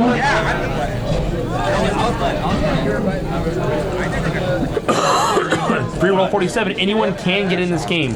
Normally this is reserved our 1-3 Veronica and friends, where she handpicks the lineup. And mind you, Veronica did handpick most of this lineup, so you're welcome. She's still, out there and on the loose and causing problems for all of us in the Twitch world. Not causing problems for us in the Twitch world is Scott Ball, who's double straddling here. Takes a big off God. Now, this newcomer to the game, I wonder if she knows what she's getting herself into. No way. No? No, you sign up for like one, like, okay, 1-3. It's like, oh, it's 1-3, it's a friendly game. It's a friendly game. It's a 1-3. Oh, they're drinking, and that'll be fun. Most expensive bottle of wine she's ever bought. It makes it not worth it for 7 years, right? She's probably just going to be able to find us, like, as much as players are straddling and reshuffling here, she's probably just going to find a spot pre and rip her entire stack. Free roll 47 is on his way from Canada, and we love it. Wabrai has been kind of quiet lately, unlike his sweater. Free roll's coming down from Canada to play in this game. And we love it. Yeah.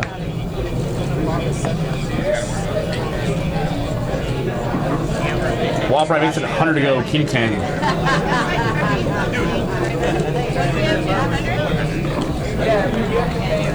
Yes, Sly Cry, it appears that the new player is buying in with just one stack of red, but you know what? Let's see how it works. Let's not naysay up front. Let's see what happens. Double straddles, triple straddles, the 7 deuces playing.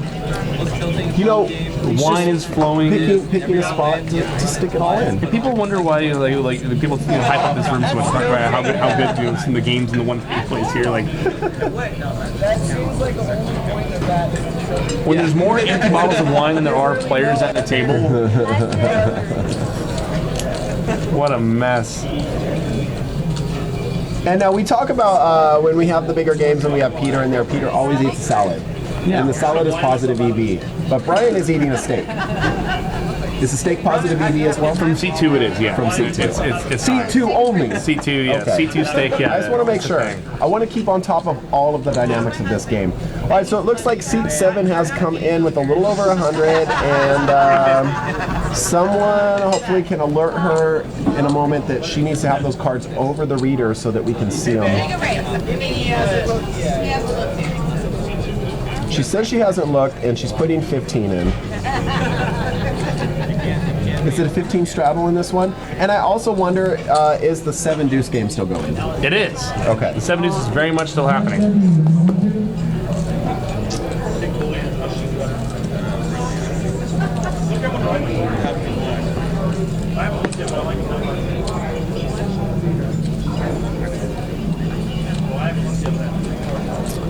No, RHYS. There is not a hotel at Stones. We are a California card room, no slot machines. We have all card tables, poker, blackjack, baccarat, high gal, 3-card poker, all that fun stuff. There is, however, like two blocks down, there's the Crown Plaza. It's beautiful, it's cheap. Don't worry about dark side games. Great place to stay, but you're not going to need a room. You're just going to be here gambling all night. So, I mean, So, Watt makes it 55 to go with pocket jacks. Amber calls the pocket 4s. Our new player 7 comes along as well. And, oh, I'm sorry, I saw her name 7-7. I thought she bought quads. Never mind. Don't know what she has. I got very excited very quickly. It's all for naught. She could have pocket 7s. Well, she's going to stick it in there anyway. Ace rag, I'm assuming.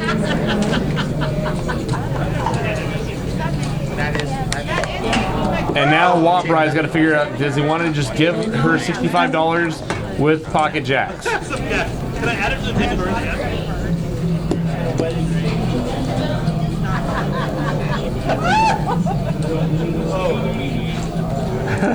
I love the laughing. Wattbride's trying to figure out what the hell to do here. There's $250 in the pocket off and $65 to Wattbride call. almost can't even see around his mountain of chips in front of him.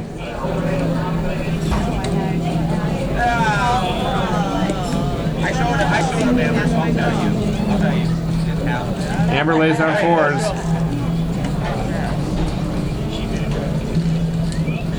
Our new player Ace shows an ace. All right, someone needs to chat with her. Tell her about those card readers. We want to see her hands. Ace Jack 4.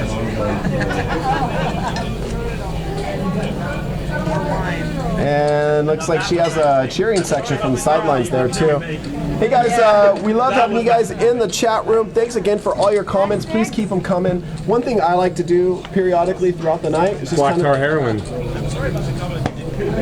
just like to see where people are shooting in from. Let us know, guys. Where are you watching from tonight? And usually it's like all over the globe. We'd love to hear from you, hear what city you're tuning in from, whether it be right here in Sacramento or whether Leo from Malaysia is watching. We want to hear from you guys. Let us know. Where are they coming in from? So now we got a name on our player 67. That's a net, the 7-5 suited now. Kirsten's watching from her couch. Nice. We Yeah, got right. Montreal, Vacaville, Spring Valley Lake. They're not happy about you coughing into the microphone. I do my thing. But where are you going to cough? And the microphone's the most logical place. Sandy Joy, we're in Nevada. Vegas, probably. Or maybe Reno.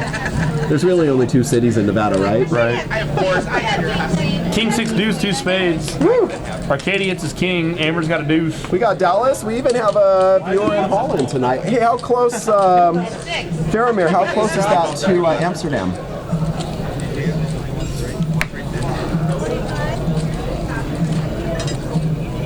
One from Denmark, another Dallas. Awesome. Very cool, guys. Mauricio Short, stack 78, 50 minutes from the National Harbor by the MGM. Nice. Where's Mopa Valley? I know too much about Nevada. I can't talk about the Mopa Valley. Oh, something happened there? I've been asked to leave the state of Nevada twice. I'm sure for good reason. I thought it was a good reason. They didn't think it was a good reason. I would think that when you went there that you stimulated the economy so much they'd ask you to stay. I was stimulating something. No. Oh, God. Just testing. I don't even want to know now. I'm scared. Oh, God. Alan Cummins, 33, out of Fort Worth, Texas. Wow, Fort Worth. Where's Saskatoon? I've never heard of Saskatoon. Sounds Canadian. I don't trust it. It does sound Canadian, doesn't it? Yeah. I heard that Canada is going to build a wall and make us pay for it. Did you hear that? I got him. It's good. It's good. Love the chat room. You guys are great. Just slightly. See? Yeah, Canadian. That makes sense. That makes a lot of sense. I love Canada because when you look at it, it reminds me of America's hat. Like America's wearing a hat, and Canada is America's hat. No, that takes judgy eyes. Annette, I think has a straddle on here. Ace Jack suited. It might be a double straddle. Kyle's double straddled for 12. I love And these now here double comes straddles. Annette is not scared. No. 100 to go. A lot of limpers along. She says, punish the limpers. And even Arcady is going to fold. Scott's out of there. Annette commanding a lot of respect at this table already. Playing the short stack. You're bright 66, yeah. If they're the hat, then we're the. Okay. We are, all right. You laid that one up for him. Come on. The fake Trump quote is great, by the way. And it's so great because I'm not 100% sure it's fake. That's fantastic. Yes, and we have a quote now. It's going to be a new hashtag, Canada, America's hat. I apologize, Canada. I do love you, and I might be fleeing to there one day, so please don't ban me. It's called a toque, not a hat. I'm just joking. I'm not leaving. I don't think anywhere else would have me. No. No. I'm just impressed you're still here in California. I've tried to leave California a few times, seriously. Have you? And I always get pulled me back in. Every time I try to get Yeah, you're good people. pull me back in. California calls to me. So here we got Arcady. It makes it 25 to go off the button with the ace-5 off. Annette's going to call 22 more on the big blind with king-queen. Heads up. Wow. King, Jack 7. A lot of clubs. A lot of clubs. And Annette checks it. And Arcady's going to hang himself. Talk about hitting the best of it there. Arcady's putting a little bet out there, but not so much that he can't get away. Top pair and the second nut flush draw. She just calls. What can Arcady hear? Just an ace? So Arcady can get value from just a naked club, but also then if that's the case, then his ace high is probably good. He's probably going to check this back. There's also, I don't think she's going to fold many kings here. You think Arcady's going to check this back? I think Arcady's going to check this back. I don't think you know Arcady. Arcady's probably going to check this back. You're so wrong. Damn it. I'm like 6 for 7 calling Arcady's action. I don't know. Arcady's unpredictable. Is that a raise? And she little raise. Up to she 60. made raises. Up to 60. And now he lets it go. All right. And she shows. She says, look, I'm always nutted. You're always losing. Just give me your money and we'll get this over with. Okay, Sly Cry says, I need to go to Texas and then I would never come back to California. I have a Texas story. I was in Texas once. So during Hurricane Katrina, I was in Louisiana purchasing a car. And I was like, well, I better get this car out of here before it's underwater, right? So I'm driving home through Texas and I'm like to a point where I cannot get any more driving done. I'm falling asleep. So I stay in this seated hotel and it was gross. It was like to where I just slept on the corner of the bed trying not to touch anything as possible. So I get up in the morning, I go to relieve myself, and someone in the room above me is taking a shower, and apparently there was no piping in their shower because the water just started running straight through down on top of me. And so I just ran out of the hotel room and jumped in my car and continued driving down. So humid in Texas. I mean, they don't even have plumbing in Texas, so I mean, come on. Yeah, indoor plumbing is one of my favorite modern inventions. Right? Yeah. Could you live without it? That and RFID. And air conditioning. RFID, indoor plumbing, and air conditioning. It's wonderful. I need those to live. Makes the world go round. Yeah, and vodka. Vodka, right? Like the kind of mom used to make. Get it, yep. So 9, 10, 4, 2 spades, it looks like. Everyone's, oh, it's a bomb pot. Everyone just threw like $50 in or however much money in pre, and you're rolling over one card at a time. I love that. Everyone's rolled over one card, I'm drawn dead, dude. I'm drawn dead. but they dealt 4. So it's one card of Omaha, or one hand of Omaha. Is it? Yes, everyone's got 4 cards. Oh. And I think they played a $50 bomb pot. How fun. Alright, we each flip one at a time. No, she could have king.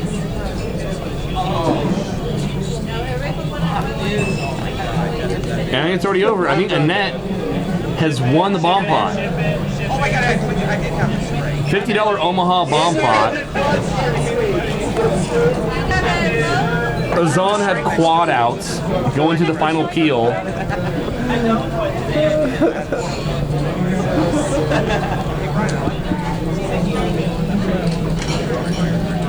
Oh no, Azan won. Well, we can't trust the readers when we have 4 cards. Who knows? I'm loving the chat right now. This is great. So Free Roll from Canada, and he's saying that it's amazing that he can name all 50 states, but most Americans can't name the 12 provinces of can't remember the 12 provinces of Canada. It's not that we can't remember; we just never learned them. It's like I don't remember who my little brother's friends were. our public education system here. Education. I meant that on education. I was educated in the public school system. All right, so, sure. I don't even know where to put the quotes or put the quotes. This is great. So I love this because as this conversation's going on, someone chimes in and says, "Where's Canada? Is that in Europe?" It's the best. I love our chat room. You guys are awesome. So Annette now looks like she opens to 20. Brian.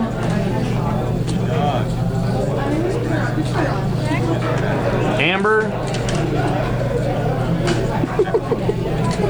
All come along. 10, 6, 8, 2 clubs. Checks through. Deuce of spades on the turn. Still can't see Annette's hand. She got her cards off the reader. Brian with a pair of 10s. He's gonna put a little bet out there. Those are 35. Amber, she's gonna float ace jack. I'm not in love with that.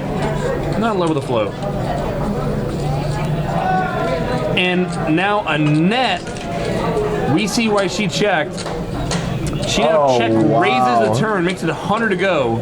I just want to say, Bulldog left that seat a little too soon, didn't he? You know when they say it's not the seat, it's the meat? Tonight, that's wrong. You ever heard that? No. Yeah, I would say, I need a good seat. It's not the seat, it's the meat. You know what I mean by meat, right? No, I know, yeah. I get it. I get it. I don't think you do. So Brian calls. Brian getting awfully stubborn with a 10. Annette jams. And what is Brian? She says, I got it. Now, when a player says that to you, like, part of you feels like, like, how truthful are they really being? And the game is full of, like, bluffing and semi-bluffing. And you got what? And when they say I got it, you got what? What do you got? That's what I'm saying. They're saying they might not be talking about their hand. Well, they always might are. be talking about, Got Herbert's cable blades. Yeah. I got it. I don't know what the hell that is. Oh. I don't want it. Let Veronica Don't touch tell me. you about that. Don't touch me. She knows? I don't know. Well, I mean, not like in a biblical, like. Not in a biblical like, way. I didn't have like knowledge or like sort of way, but like, I mean, she knows. Rosin 360, the best.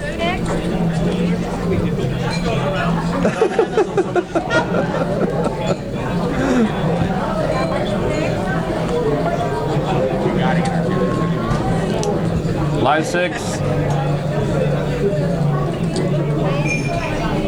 Amber makes it 20 to go.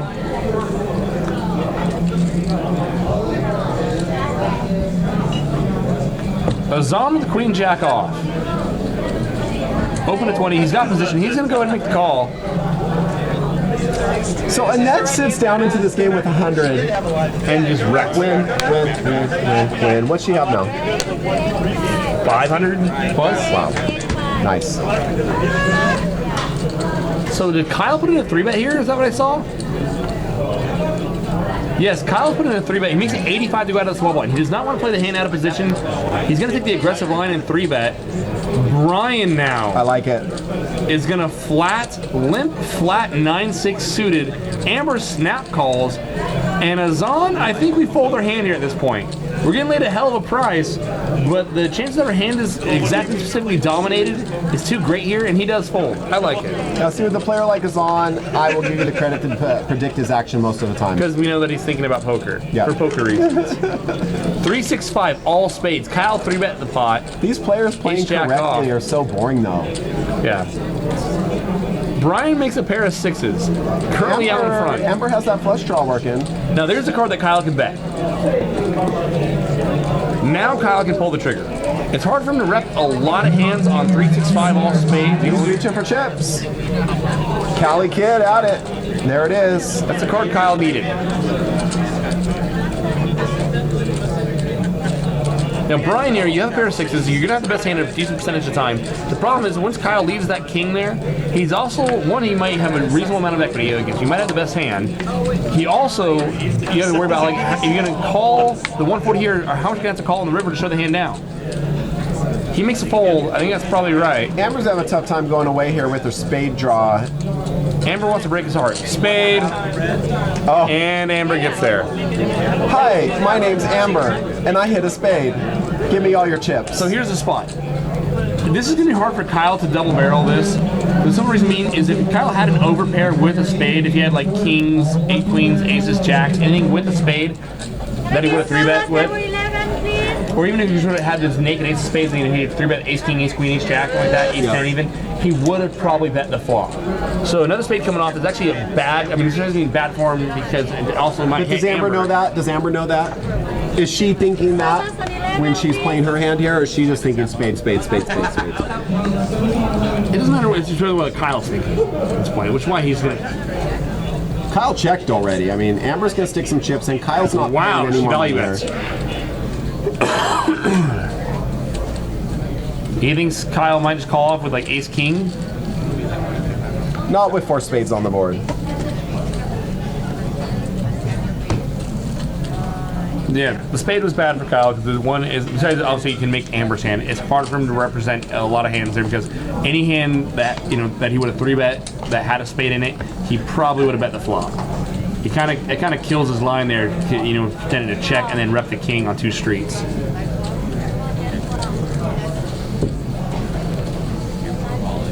Live 6, double straddle. So it's 1, 3, 6, 12. Nicole's gonna get some more wine for these kids.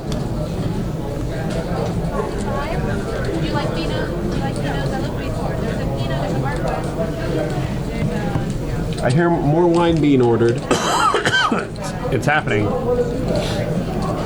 Wapride's gonna come along out of the small blind, complete the bet. Sasha 9-3 suited. This is the hand that we were talking about earlier. Cali Kid had played earlier in the week. Lost a big pot with it. He comes along. And that was the discussion on Twitter whether or not Kyle would play 9-3 suited. Oh, Scott makes it 35 to go. I apologize. Scott made it 35 to go with deuces. And Amber, King 5 off again. This is the second time we've seen her play King 5 off. Maybe it's her favorite hand. Maybe she hates Scott Ball. Waprai, who came along as well with 8-7, flops bottom 2. And leads right into them. Wapride's probably hoping one of these guys has an ace and will come along. But it doesn't look like anyone has much to work with. I don't think Scott calls here either. Now here's the thing for Scott. It's hard to think a player's really strong when he donk bets. Most players are weak when they donk bet. So when on an 8-side board, a lot of players will make a little play there and raise, continue to represent a strong hand. It's hard to do on an ace-high board, preferably you don't play with a block bet like on a jack-high board, and you were the original aggressor, and then you might raise it, represent the queens plus, something like that. On an ace-high board, since you're mostly not a good player like Scott isn't going to be raising ace-king, ace-queen on that board when he's donk betting to a president flat, it's harder to make that play when a player donks weak, and we presume that they're weak, and then to raise, and it's a semi-bluff raise weak as well back at them. Know what I mean? I think so. Alright. Use a lot of big words though. It was Hyphenated words, and can you just say he made a good bet and won? I'm just watching Wombright. Wombright just jingled for us. Oh, there we go. Yeah, that's what I'm talking about. He did a little shimmy though. It was good. Maybe he should order a salad.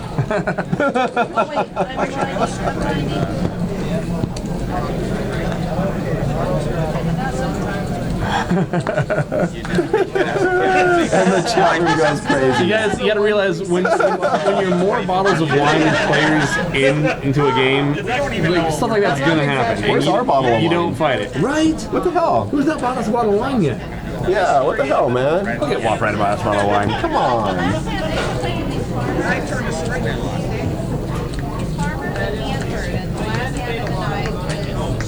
Alright, someone still has not taught Annette where the card reader is. There we go. There we go. Nice. Oh, and there's Annette with the aces. Oh, just pocket aces. No big deal. Welcome to the game, Annette. I have a feeling that we may be seeing more of Annette on the live stream. Yeah. Annette makes it 12.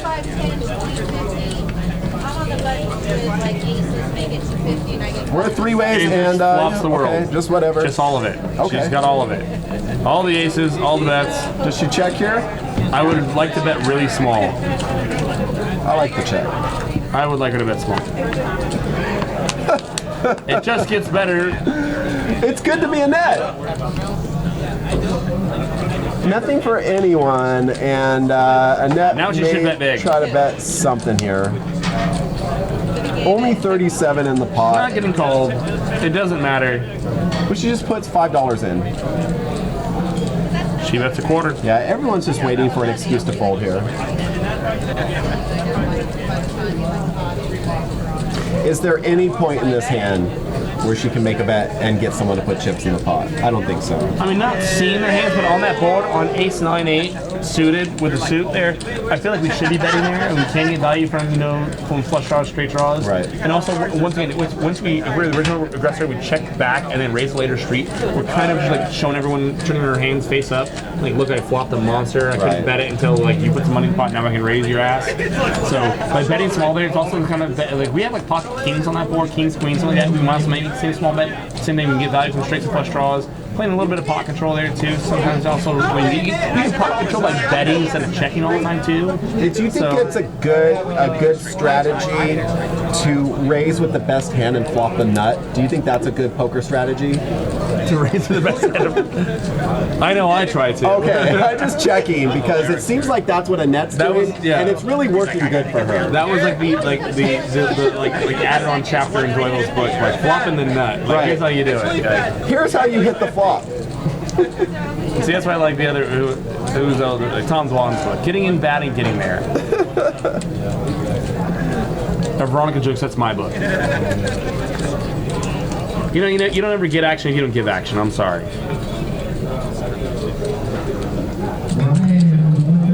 And that calls 25. Kyle makes it 140 to go. At some point, did someone think that this kid's got 7 deuce?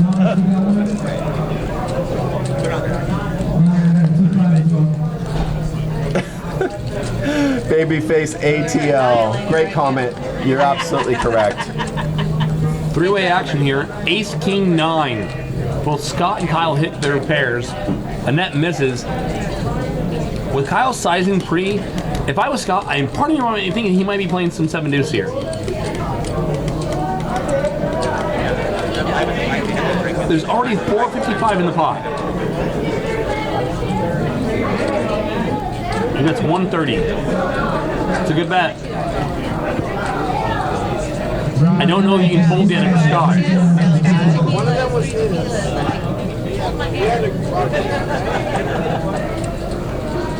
well, there was one on your table when I brought you here.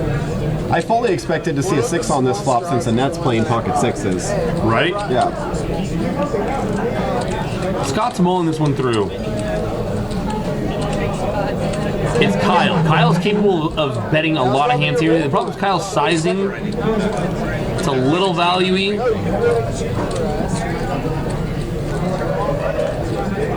Scott's gonna go ahead and call. I think it's fine. Kyle's not the nittiest player in the world where we should just be folding second pair with only one street of aggression. 7 comes off. This will probably go check.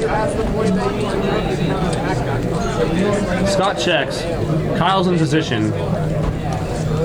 It does go check. 5.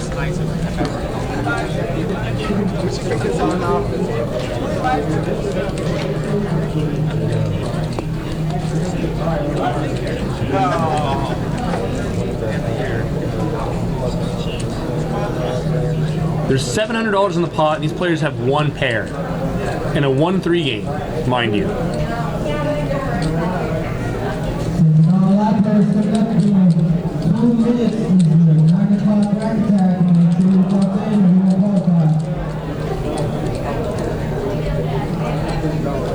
I'd like to see Kyle bet somewhere around 260, maybe smaller even.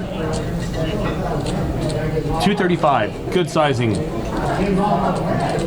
He knows he has the best of it.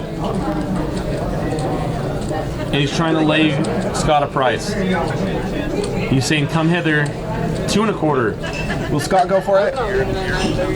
At that price point, I think part of you, I think he's never valued any King Jack, is he?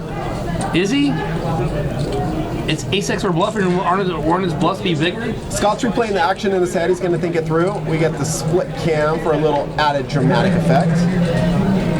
I've seen Scott play 25-50 before and be put up, have like easier decisions to make. He's playing 1-3 now and be put in some really tough spots. But no, I've seen him play some hammer out from 25-50 before and just, had snap decisions to make. And in this spot, looks like Scott's ramping up for a call. He doesn't believe Kyle's sitting there with an ace. He can't fathom 6-8 or 2 pair. So he's really just thinking about the ace. Does Kyle have the ace?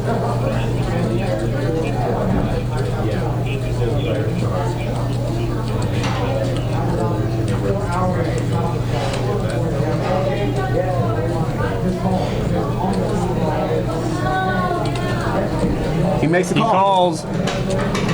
Bad news for Scott. Kyle does have the ace. Kyle Cali Kid. A little over $1,000 pot for Kyle with ace 10. Plays it pretty well. Very well played by Kyle. I love his sizing. I like his check back on the turn. And you can see the look on Scott's face. He wants that one back. This is a tough game. The game's, it's good. It's a good game. There's lots of action, straddling, 3-bets, bluffing, but it's a tough game. There's a lot of thinking players. I'm looking around this lineup, and there's several players in there are grind for a living here and are getting drunk and triple straddling. So levels upon booze upon levels. The booze helps. The booze helps. Yeah. It's a very well lubricated game.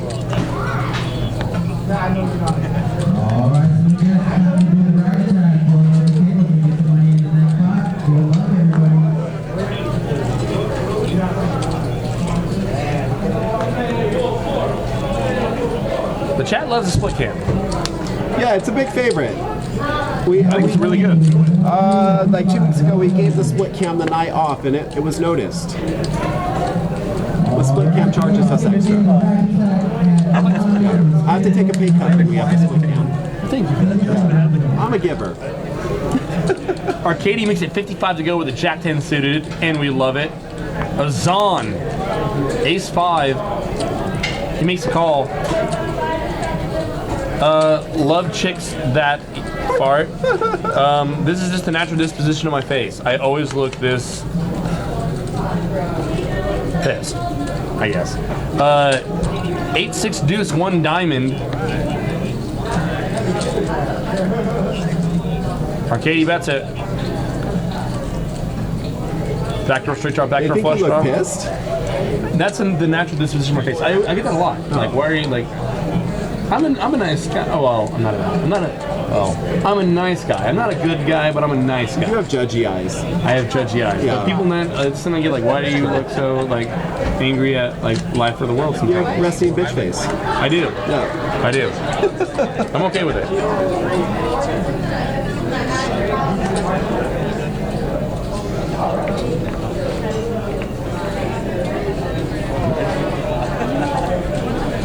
And some more wine? Here we go. Sure, why not? Sasha loves dead grapes. I thought he was going to chug it right out of the bottle. Right.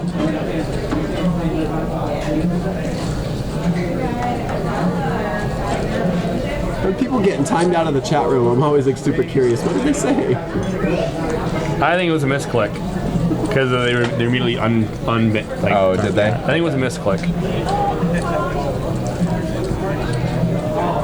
Sasha makes it 35 to go. King 8. Amber makes it 80 to go. Ace Queen. This game isn't crazy, don't play.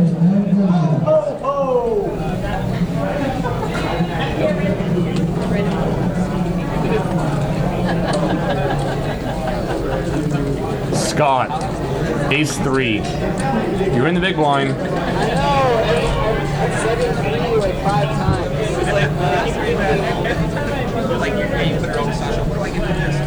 Oh, I'm sorry. Actions on Arcady. Arcady has woken up Ace Queen. Facing a 3-bet from Amber.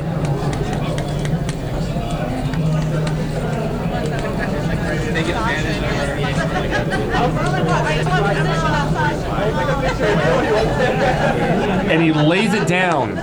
He has given Amber a lot of credit there. Wow. Same hand though. Scott says no. She is no credit in my book. I'm also a little stuck. I'm steaming a little bit about that last hand.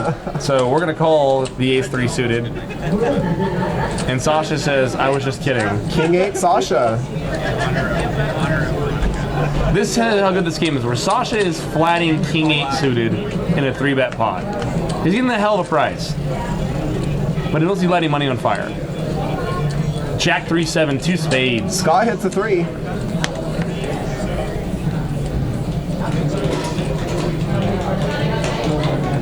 Amber coming out with the Ace Queen. She's gonna c-bet and see if anyone has anything worth coming along here. Scott letting it go. Good bet, Amber, taking it down.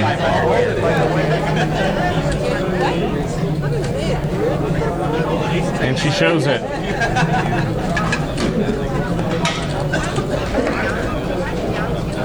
Jay Hobbs, 1919, welcome back.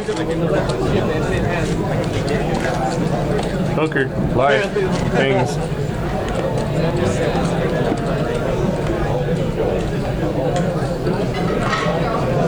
This game is a mess in the most wonderful ways. It's a beautiful mess.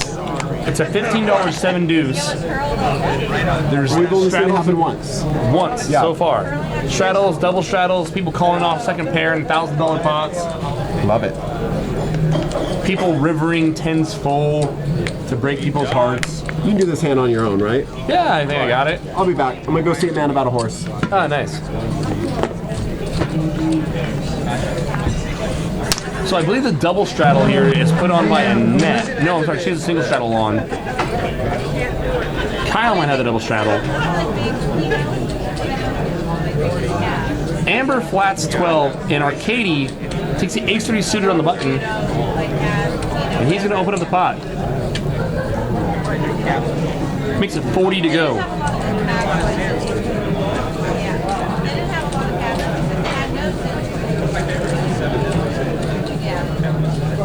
Annette's going to wake up 6-5 suited. I'm curious to see, we've seen her play like mostly pocket pairs and big cards. I'm curious to see how she feels about suited connectors. She does not, she does call. Annette does call. There we go. And here we go. Queen 10-4, 2 spades.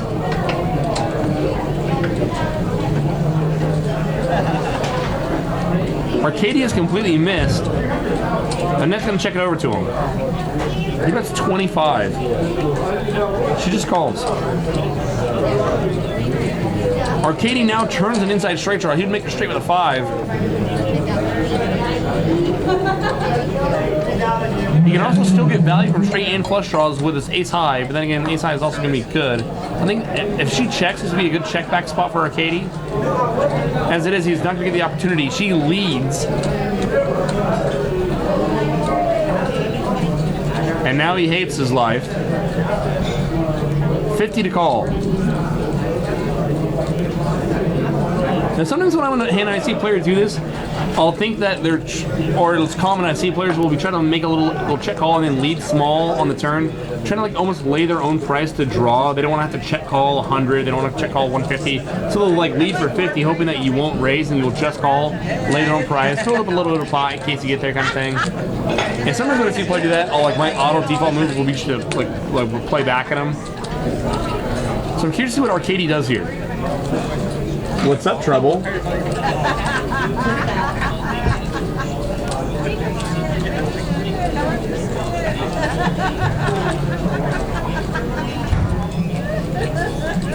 Arcady's gonna let it go.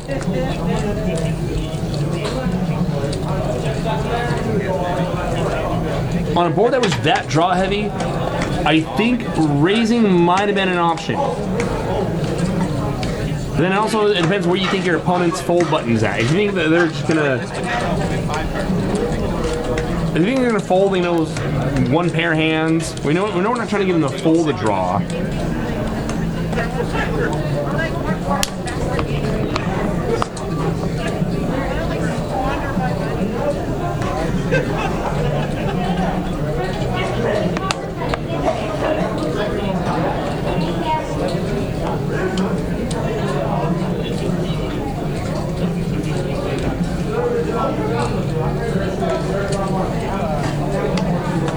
$55 now from Arcady.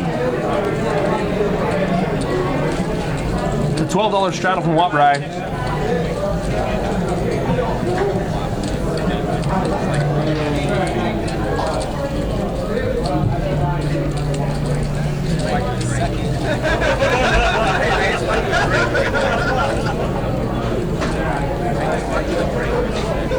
King, Queen, Jack, all spades. Wattbry.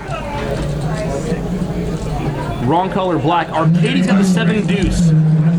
Mind you, it is a $15 7 deuce prop. If any player wins a pot with 7 deuce, whether they make the best hand or not, if they show the 7 deuce, every player at the table will pay them $15. Arcady bets 50.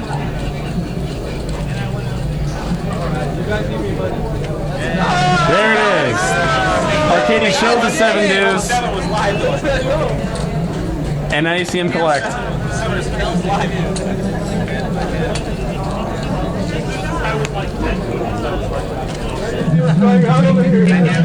And we love it.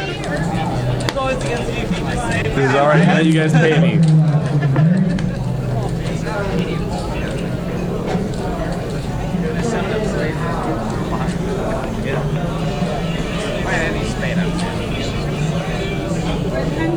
What's that? Are you live right now? I'm live. I'm very live. Hi.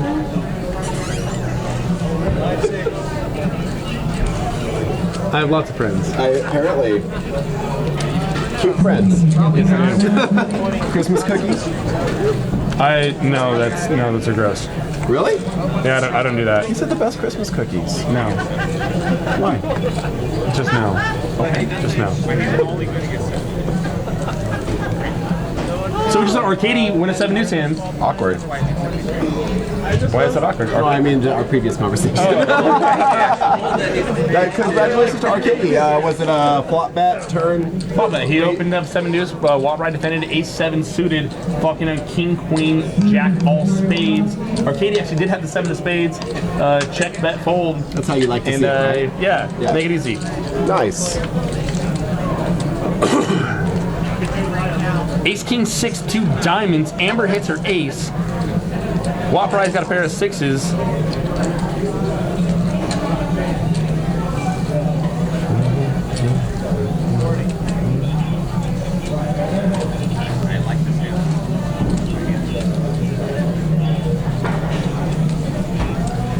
much everyone with clubs here, but of course no club on the board. I cannot believe you don't like Christmas cookies. I don't. It's That's like one of those. ridiculous. There's one of those. There's a couple other things that like everyone loves that I really don't Where like. were you born? What? When? Where? Where? California. I had to think about that for a second. Feels funny when I travel abroad, and especially in Europe, people ask you where you're from, and I always say I'm from California. And they do this. They go, oh. And I'm like, what's oh? What's oh mean? And they go, how are you so lucky, right? And they tell me, I had a couple people explain it to me. When people from the U.S. travel abroad and ask where they're from, they say they're from the United States, unless they're from California. Then they say they're from California. All right, I so get it. we're like our own thing. When you come back and watch this thing. Annette again with a big hand. Pocket queens pre-flop here.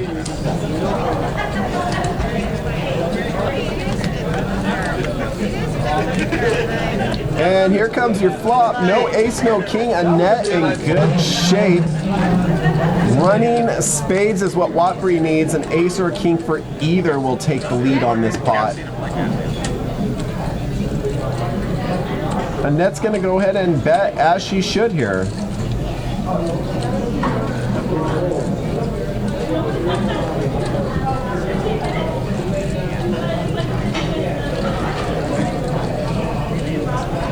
Slycry says that Texans do that too.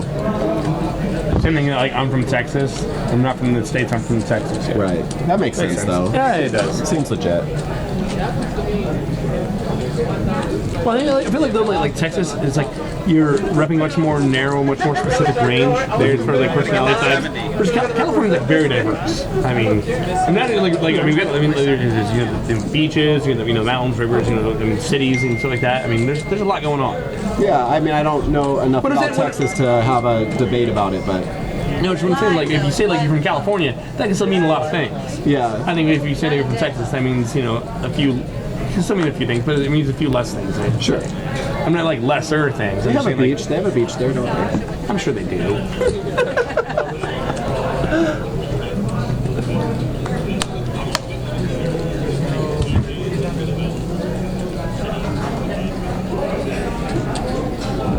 I was just shocked at the comment that Texans actually travel abroad.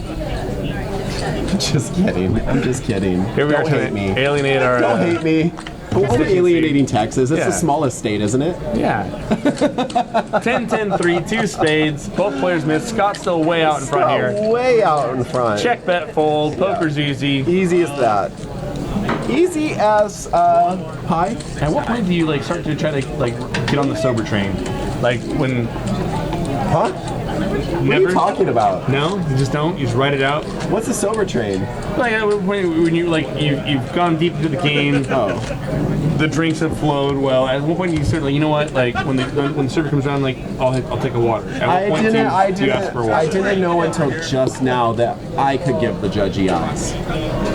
Yeah, because that's what you're getting right now. Tip for tat. Judgy eyes. Tip for tat. I love it.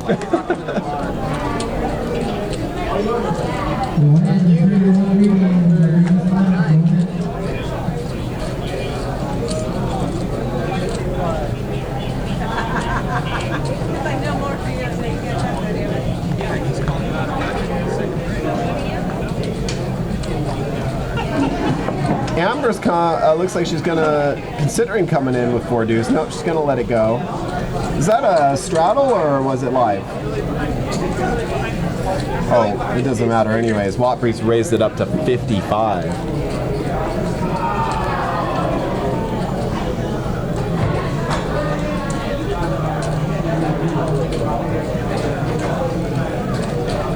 And it looks like we're going 2 ways to this pot. Watbury raised with 6-4, and Scott calls with ace-6. Scott out in front on this flop, 7-8-8, and we get a 9. Both players now open-ended.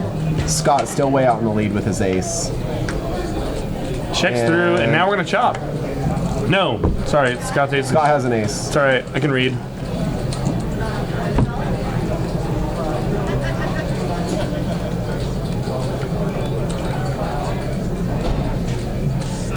I saw Wapri throw a chip in there. What happened? Was there a bet on the Wapri end? led for 25 and Scott raised to 75. Gotcha, okay.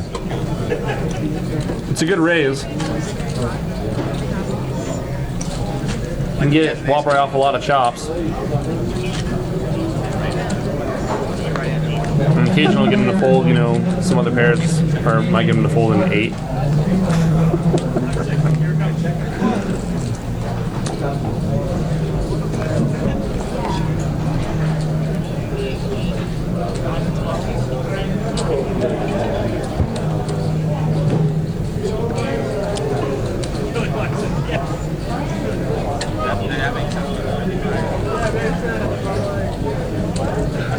And that's going to limp along 12, and Kyle, he's going to open up the pot for 50. Kyle's got the 7 deuce. 55 from Kyle, 7 Dewey.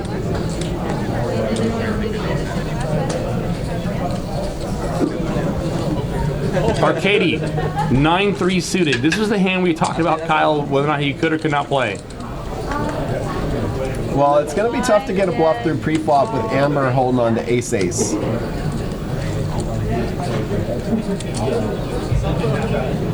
Did she just call? She raised No, really, okay. 150 it looks like. Oh my god, and this is great. Aces versus 7 deuce.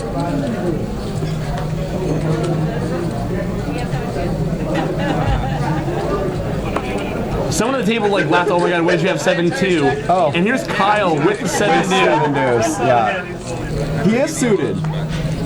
Now Kyle's gonna flat here.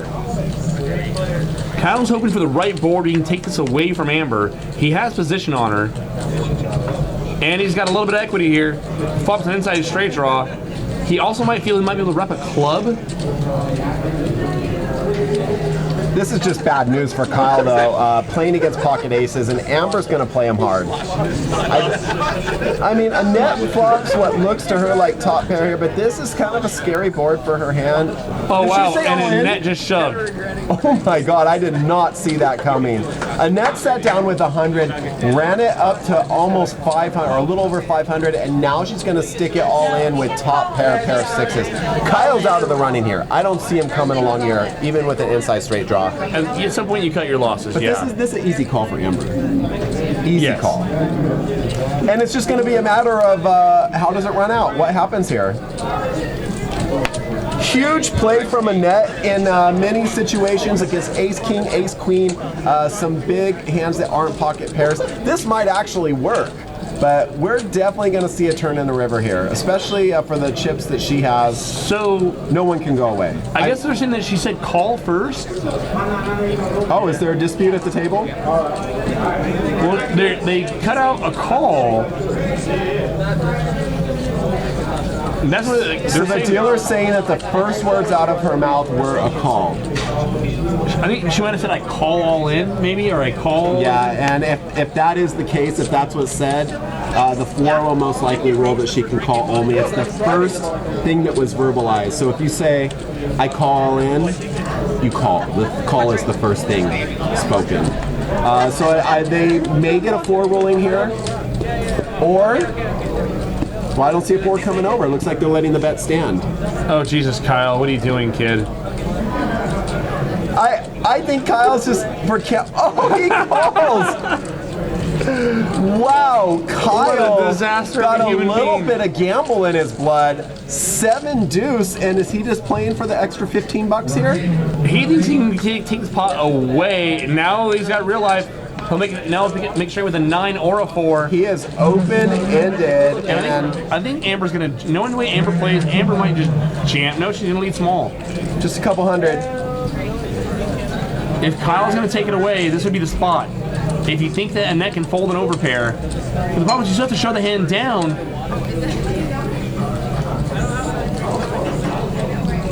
Well, so on the last street, Annette tries to jam here, but had announced call first, so she was only allowed to call.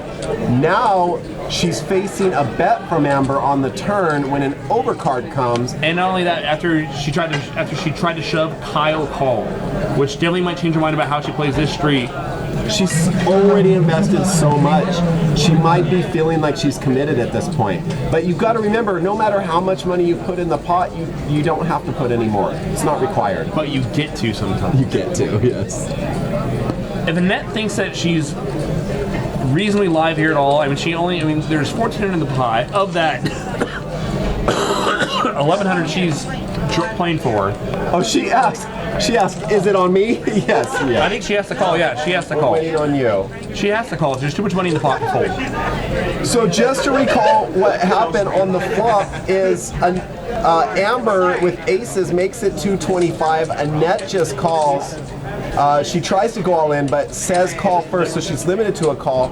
Kyle with the inside straight draw calls, and now Kyle's open-ended. So Amber betting out 300, Annette's all in, and Kyle's got open-ended. Kyle can He's call coming here. in. So now we're going to see a river card. Annette all in. We have side pot action between Amber and Kyle. And there's your side pot right up there to the right. This all started with 7 deuce versus aces. And remember, we are playing a 7 deuce game, so that is what prompted Kyle to get involved in this pot with the whip. Did you know it's called the whip? I learned that last week. No one called 7 it deuce. that. Yeah, they do actually. Lon McCarran said they do. So if Lon McCarran said it, it's gold. Why did Lon give you that? It's gold. Why did Lon give you that? All right, to the river. Here it is. Oh, I'm so excited for this river. Is it gonna be dirty? Oh, it's good. Easy river. Amber got it. Pocket aces are gonna hold up. No one's spinning the wheel tonight. There's 1,900 in the pot. Amber bets a She only very has 800 small back. bet. She should just stuff it. Yeah. Kyle And Kyle shows 7 deuce. He was trying to get frisky. 7 deuce. Amber shows her aces. All that hard work Annette put in. No, she wants to look one more time. They didn't change. Good hand. I love the gamble. I love the gamble in the players. Look at that pot. That might be the pot of the night. Almost $2,000. 2K pot. And remember kids, the more Ks, the better. Oh, I can't wait for Cali Kid to go back and analyze the 7 deuce play. That could have been potential for a really sick river card, right? The sickest. Yeah. The sickest. So Annette's gonna reload. She ran it up before. She can do it again. Kyle Kitagawa, ladies and gentlemen. Cali Kid. Guys, if you're just joining us, this is Stone's Live Poker. We broadcast live from Stone's Gambling Hall in Citrus Heights, California, slightly north of Sacramento, California's capital city. We're here every Monday and Wednesday from 7 to 10 Pacific Standard Time. If you haven't already, there's a little heart icon. You can click that to follow our channel. We'll give you a little notification on your phone every time we go live, which, like I said, is Mondays and Wednesdays, but sometimes on Sundays too for tournament final tables like this coming Sunday. This coming Sunday, for last our 40K Sunday. guarantee last Sunday tournament. 350 buy-in. Last Sunday. I did the air quotes right this time. Last Sunday.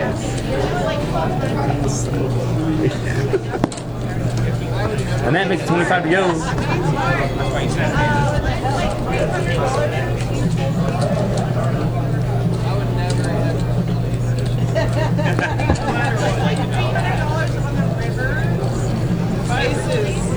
Another 7 deuce. Yes, Ozzy's got this side. Queen, queen, 10. No help for him. This is a spot against the right opponent, so you can make 1 raise on the flop. The problem is if Annette shoves here with an inside straight draw, Azan has no moves, other than getting there. Looks like Annette did go all in. 75. Back around to Brian.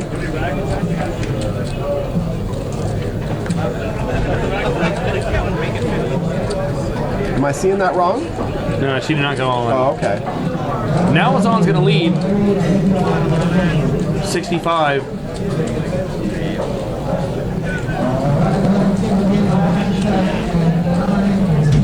And that's only got 75 back. Azan's it's gonna get really awkward when she shoves and he has to like flick in 10 more chips and hope the river repairs. And hope that hope that she's on a draw. But he'd have At to. that point, yeah, no, I would fucking 10 chips like drawing knowingly dead just to save face. Just to like. It doesn't matter. Annette's gonna let it go.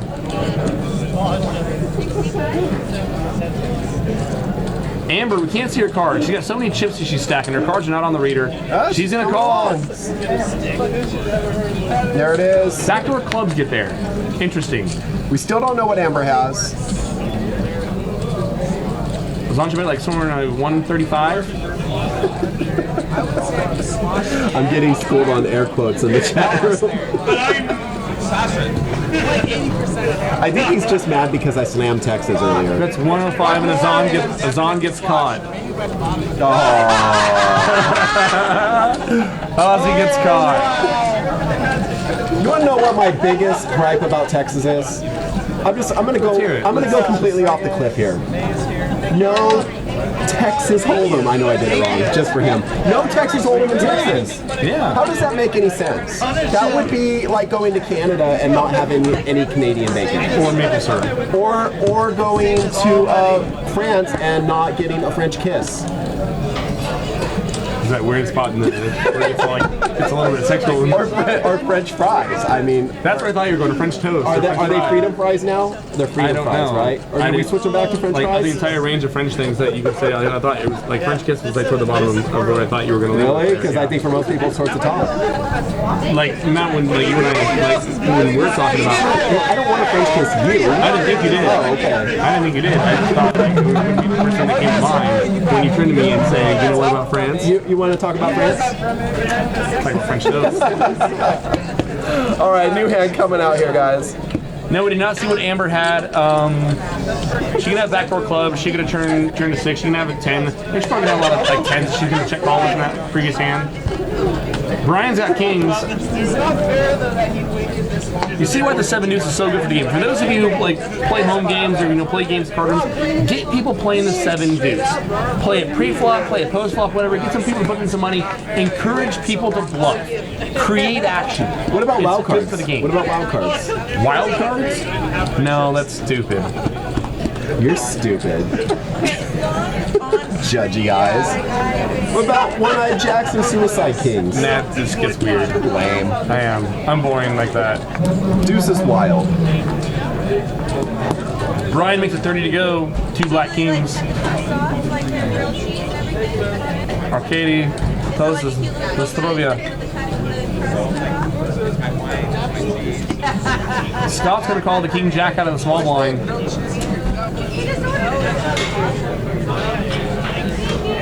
Azan, it's your action. What would you do if it's your turn, Azan? There you go. And Annette takes the 4 tray, and she's going to make the call. She's working a short stack. She's done it before. Deuce, deuce, 8. And kings are way out in front. There's 93 in the pot. And 8's never folding. Diamond's never folding. I think Brian should bet small here, somewhere around 35, maybe 40. He's gonna bet 50.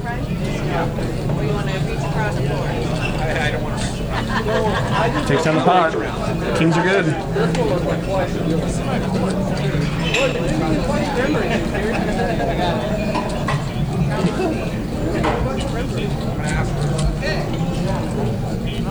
Monster hands, stop it. And they are still pouring wine. God bless their hearts. You keep checking the clock here, like, oh, how many? You probably need to put your name back up because you did through that app. It only stays up for an hour because there was a call in. Yeah. I got you.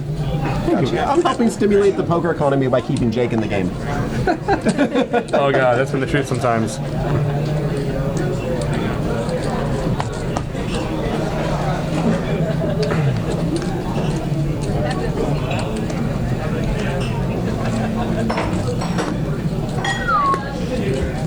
I'm back in. Nice. If you haven't followed the channel already, please do so. There's a little heart button. It's a lot of fun to click. And you can join our family here at Stone's Live Poker, streaming live poker action to you every Monday and Wednesday from 7 to 10 Pacific Standard Time, and sometimes on Sundays for our last Sunday final table, one coming up this Sunday. If you're not a follower, you won't know when we're going live because those aren't scheduled. It's when we get to the final 9 players. 40K guaranteed on that tournament. It's pretty sweet. Pretty good. It's a really good spot. You're playing, right? Yeah, no, I'll be barreling pretty hard. I gotta try to ensure that I get into. Here's the fun. I'll probably blow off like at least 2 to 3 buy-ins, like trying to like make sure that I roll deep in that thing, right? Just to get a free seat in a lesser tournament. In a $15,000 free roll. In a 50K free roll. Yeah. But it's like it's like that. Like it's free. How are you just on the edge of that? Like how are you? Because I've just been playing cash. I've just been playing cash. Okay. That makes sense. I've been beating the cash games like a cheap drum. Why's it gotta be a cheap drum?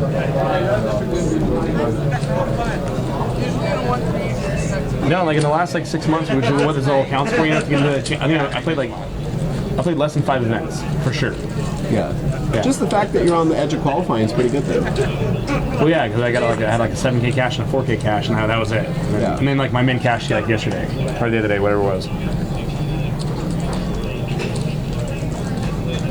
Amber makes it 20K to go. I said 20K. Wow, I'm not going to know. She's not making 20. She makes it 20 to go with King Jack. 20K. Yeah, that's a big strap. And that's going to call 20 with a 10-6. Scott's in there as well. 4 tray of clubs.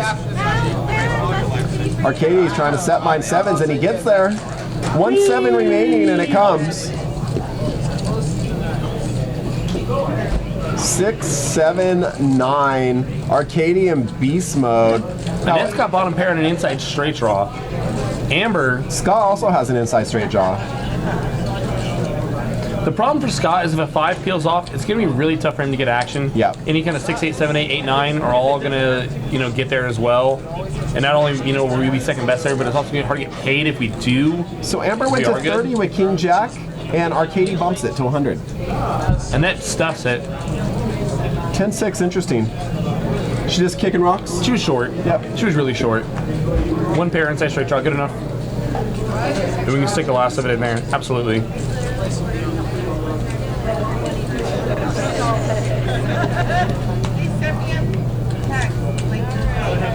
And the 5 gets there. Scott would have won.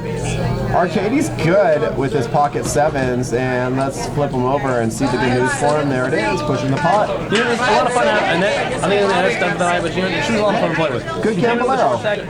Rocked it up a little bit, ran it up, and then gave it a lot of action and finished with a couple awkward spots and giving it back, but it was fun. I mean, and she had the spot right on the edge there where it could have gone either way, hit the right card, and she could have had a monster stack, but she's here to have some fun and gamble. And ultimately, plug yours real quick.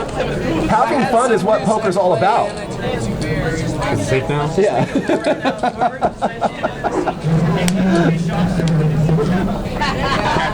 I'm here to drink wine and 3-bet light. So, looks like Annette's leaving the table, and hopefully we get another player to fill her seat soon, but we're going to keep up the action here, 8-handed.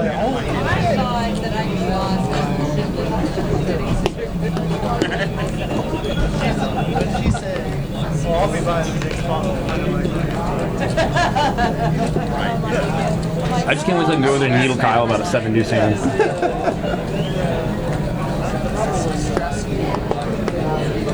Just a reminder, guys, the game is on a 25-minute delay, so I know some people are sometimes concerned when they see players sitting there watching the stream on their phone.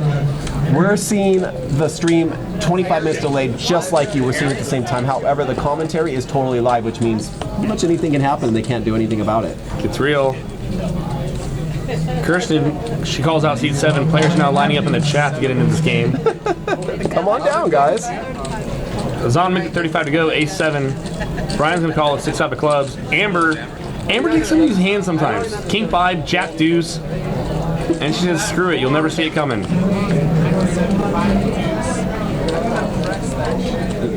They're asking for Annette back. She was fun. She was. Is she in another game out here, or did she leave? I'm sure she is.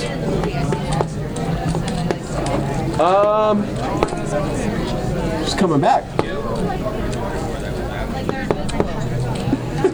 And we love it. And we love it. She's a lot of fun. Azan hits an ace here, and Brian connects with a 6. We're going to see a turn card. Brian now has a gut shot, but Azan with 2 pair is way out in front. And the nut flush draw. Good to be Azan. Ozzy, Ozzy, Ozzy. Hashtag brown magic. Let's see, that's 130? 155. 155 from Azan. Brian, pair and inside straight draw. Brian essentially here drawn to 6s and 4s. 5 outs in the deck for him. And when playing against Azan, he has to know that he's in a tough spot here. Azan's a pretty solid player. Azan shows what? Shows the 7. Just the 7. Shows the 7. I love this game in the stream where they're like just show one card or they're not going to show. And Yeah. it's just like, I'll just wait 25 minutes to see your cards anyways. I want the 7. Give me my 7. You gain max page because no one fucking finds out, and then you show it and they're all team.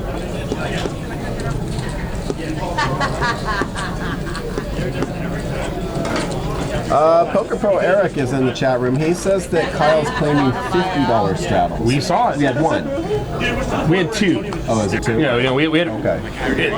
Poker Pro Eric, they've been double straddling, triple straddling. We had 1 or 2 quadruple straddles. Yes, we had. It was 1, 3, 6, 12, 24, 50. I mean, for just an outright 1, 3, $50 straddle, I only remember 1. Oh yeah, no, and there was it was a straight 50. Yeah, Because it's been the double, triple, quadruple. Yeah, no, like just a 1, 3, 50. Yeah, no, we had 1. There was Amber. one. It was Amber 1, 3, 50. Yeah, that's and then right. but the game's playing double straddle or triple straddle like all night long. Yeah, that's correct. It's Veronica and friends. Poker Pro Eric is Veronica and Friends game. They're drinking wine. They're straddling $50 in a 1-3 game. And they're playing a $15 7 deuce. And the game's playing as deep as a lot of your local card like play a 5-10. And to top it all off, Jake is refusing Christmas cookies.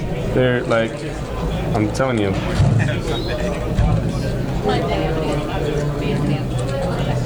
just don't like them. They're really good. I think one of those was like when I was a kid, like my grandmother she always gave me like a tin of like all those like, and they were just like, That's what they were in. oh god. It was a giant tin. Yeah, I just couldn't even.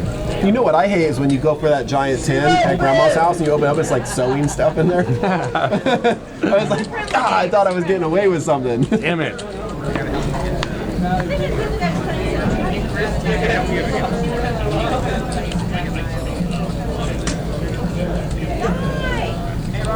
Sasha very confidently calls. Brian now with a 7 deuce. Brian calls. Waprise got 7s. So it's an open to 45 from Kyle. Sasha, Brian, Waprise, everyone's coming along. In multi-way, it's going to be hard for Brian to steal this. I'm gonna try.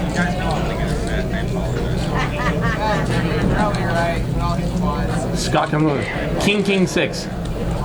This is a spot, if you're Brian, you can put in 1 raise or 1 bet and try to take the spot. It's going to be really hard for anyone to continue without a 6, or without a king. I don't even know if it's worth it.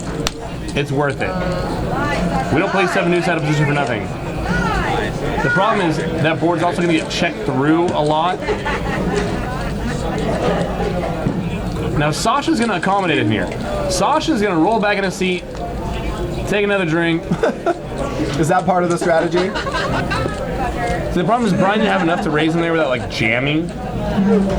Right, and that's why I'm looking at Brian's stack. What's up, Annette? You are. Oh my god, it was like the most fun I've ever had in my life. Awesome. You're gonna have a great time. Absolutely. We'll see you guys around. Next time you're around, hit me up in advance and you can get in the game, okay? You got it. Good game. We got Annette, our superstar for the evening, saying hi. Park? Oh, we're fine. We're not streaming it anymore. They're converting to 5-5. Yeah, standard. Figured as much. When Kyle hit me up about the game, that's what I told him. He asked him how much did he bring to the game. And I was like, well, it's 1-3, but it plays like a 2-5 or a 5-10, so you'll probably want to come roll pretty deep. Yeah. So that was Annette stopping by, saying goodbye on her way out. A lot of fun to have in the game. Slipped her my card. Hopefully we get her back. She'd be fun in future games.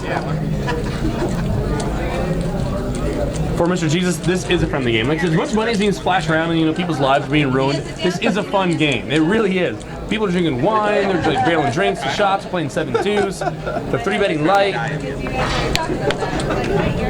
This is a fun game. And then, like you said, in your defense, it is what poker is supposed to be about. Poker is supposed to be fun. You were supposed to be listening. I mean, nothing. Earmuffs. It really is. I mean, we get real grindy, we get analytical, we think too hard, we take bad beats, we complain, whatever. I don't do any of that. No. I don't think analytically, I don't take bad beats. My good hands hold up. That might be you. Speak for yourself, Jake. How do you run so good in life? But no, it's a great game. We love to play it, and this is the way it's supposed to be played. Deep as shit. And well lubricated. I just got uncomfortable.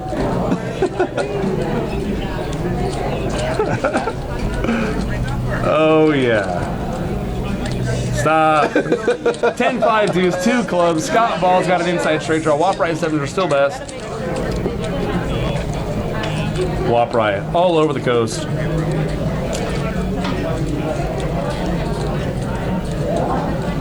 Three, and Scott makes a pair to go along with the straight draw. He still can't be too happy about it.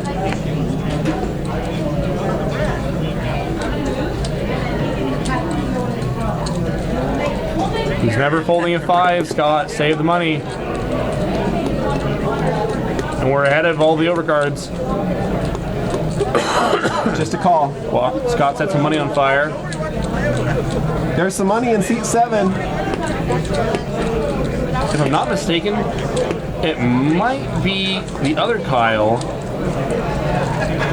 I think Annette's coming back.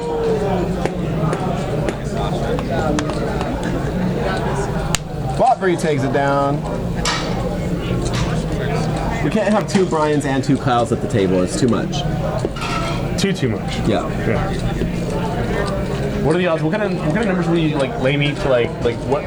Where you get 2 Arcadies at the table? Like that's 1,000 to 1. 1,000 to 1. Yeah. Get to work. I'll bet $5. That's a good bet. I can't lose. We could lose $5. Yeah, I can. I'm comfortable with that. I'm comfortable there.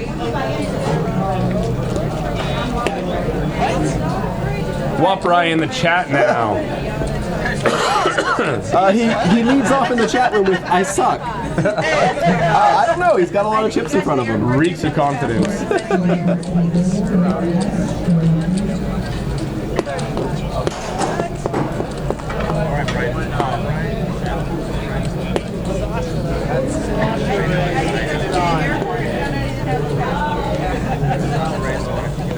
Sasha makes it 45 to go, ace-10.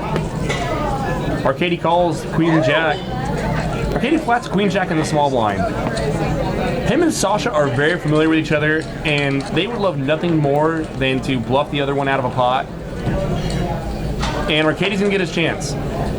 He flops open-ended. Nice Sasha's flop. Middle pair and an overcard. Sasha's gonna stay balanced and make a bet. These are my favorite type of hands where a hand makes is technically ahead, but almost still tied with the hand that's drawing. These are the most interesting to watch. Now, the real interesting thing here is if an ace comes out, Arcady makes Broadway, but Sasha actually has 2 pair.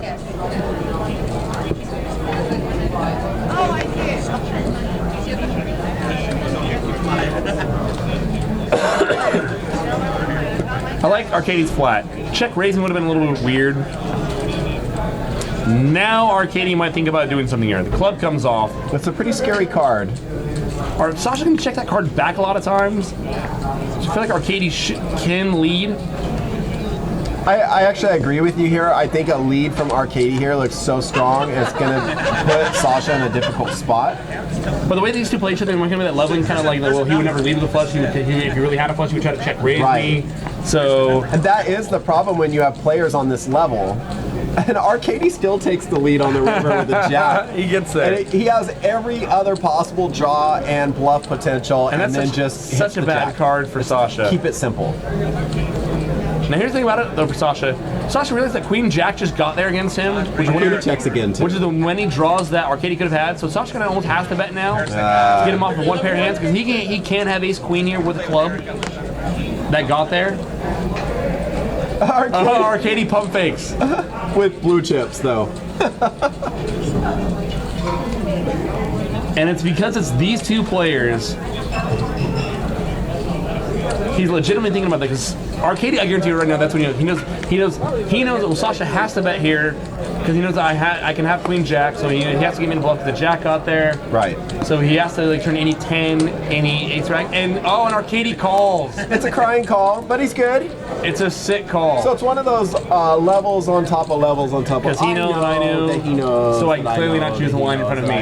Yeah. Nice. And it's a lot of players that might seem kind of spewy on both Sasha and or Arcady's part for checking and or betting there, or even calling. But like I said, that is strictly players that are very, very, very familiar with each other, who know how they play, and they would love nothing more than to hurt the other one's feelings and make sure that they can't pay their house payment. Okay, Jake, pretend I'm a fish and explain something to me. Yeah.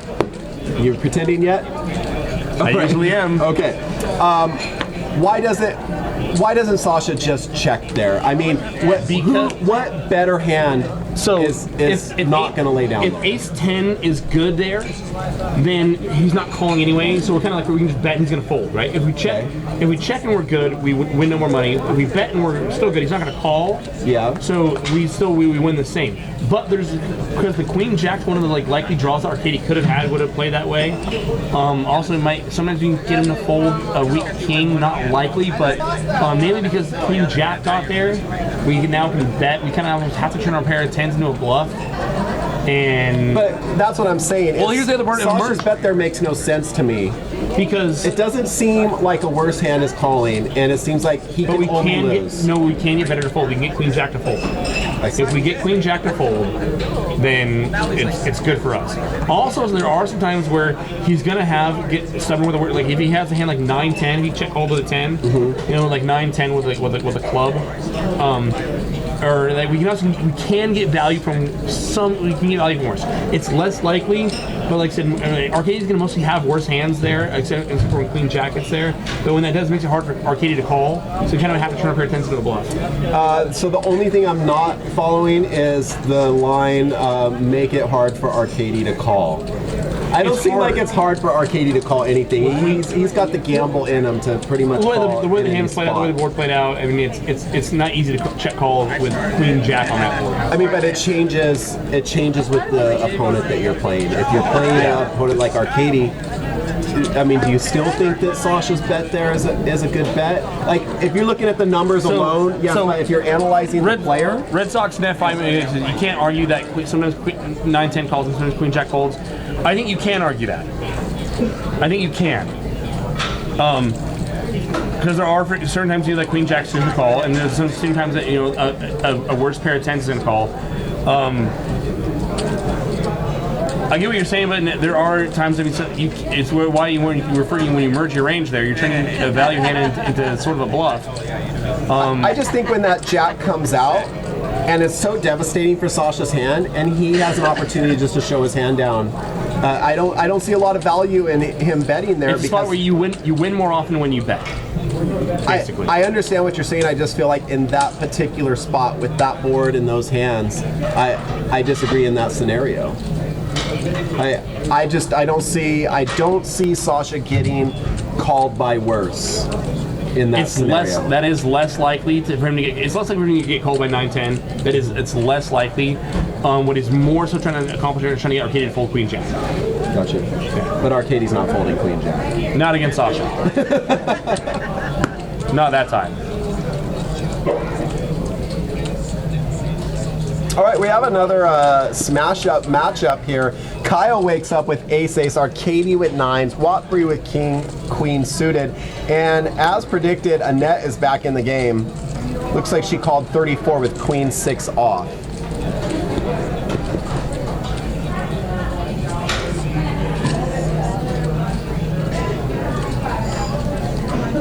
Red Sox 105. I mean, yeah. I mean, as Justin mentioned, checking back's fine too. Checking back ace 10's fine on that board as well. But I think it is a spot where you definitely, I think you do win more when you bet. And Kyle flopping a set of aces. It seems like that's been kind of a thing tonight. Aces flopping sets. Yeah. Well, Kyle checks. Watbury looks like he's ready to take a little stab at this pot. And maybe not a little stab. He's stacking up maybe 260, 270-ish there. Looks like Jimmy Bluffett's rooting for Watbury here. He says, come on, hearts. He's going to need two of them. Arcadia sizing up what's going on here. It's always kind of disheartening sitting there with a middle pocket pair when that ace comes out because you know players just love to play aces. But he's going to let it go correctly. Let it go. And now Kyle should be putting in a raise here. Or would you say just flat call and check again? You have to flat here. The board's too broken. Especially with Kyle's effective stack size.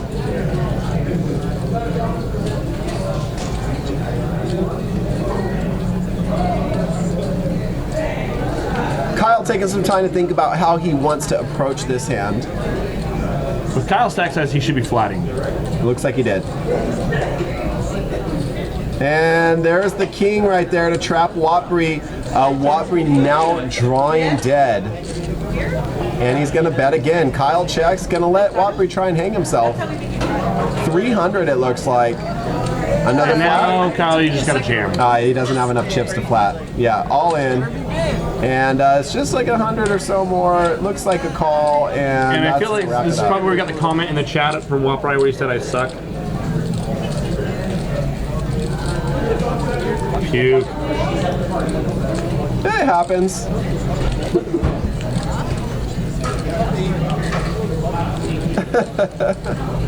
Ghost of Imp says that Crush Live Poker is going to have some live tell stuff for their next analysis of the Stones live hands. I love it. Now the Queen Jack versus Ace 10 hand, that's a good one to go back and visit. Like I said, because it's a spot where, yeah, no, most of the time, I feel like most of the time we bet their Queen Jack folds. And most of the time also 9-10 doesn't call. Most of the 9-10 folds as well. So we're not accomplishing a whole. We're usually not getting value from worse. We're usually getting better to fold. Yeah, I would say like 95% of the time. I agree with your analysis. On that one, I'm just not seeing it. That's good. Yeah, 95% is good though. I mean, if you get your money at 95% every time, you would do it. Yeah. Yeah, 100 times, right? Yeah. Flip, flip, flip. All day. Copy, Bob. God, was that you?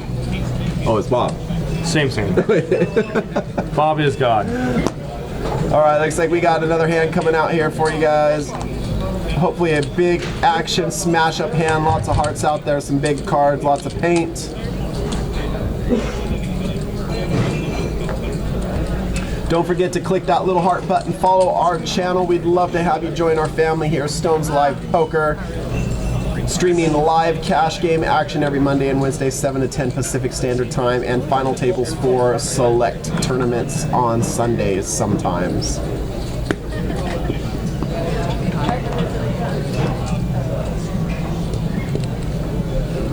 Sasha makes it 25 to go, Ace Jack.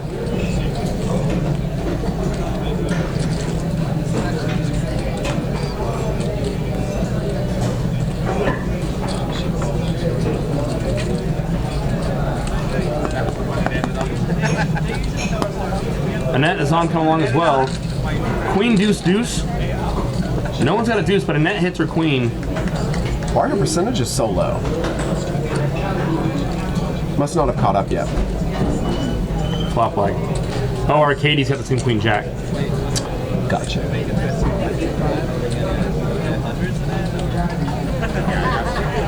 Sasha leads for a 55.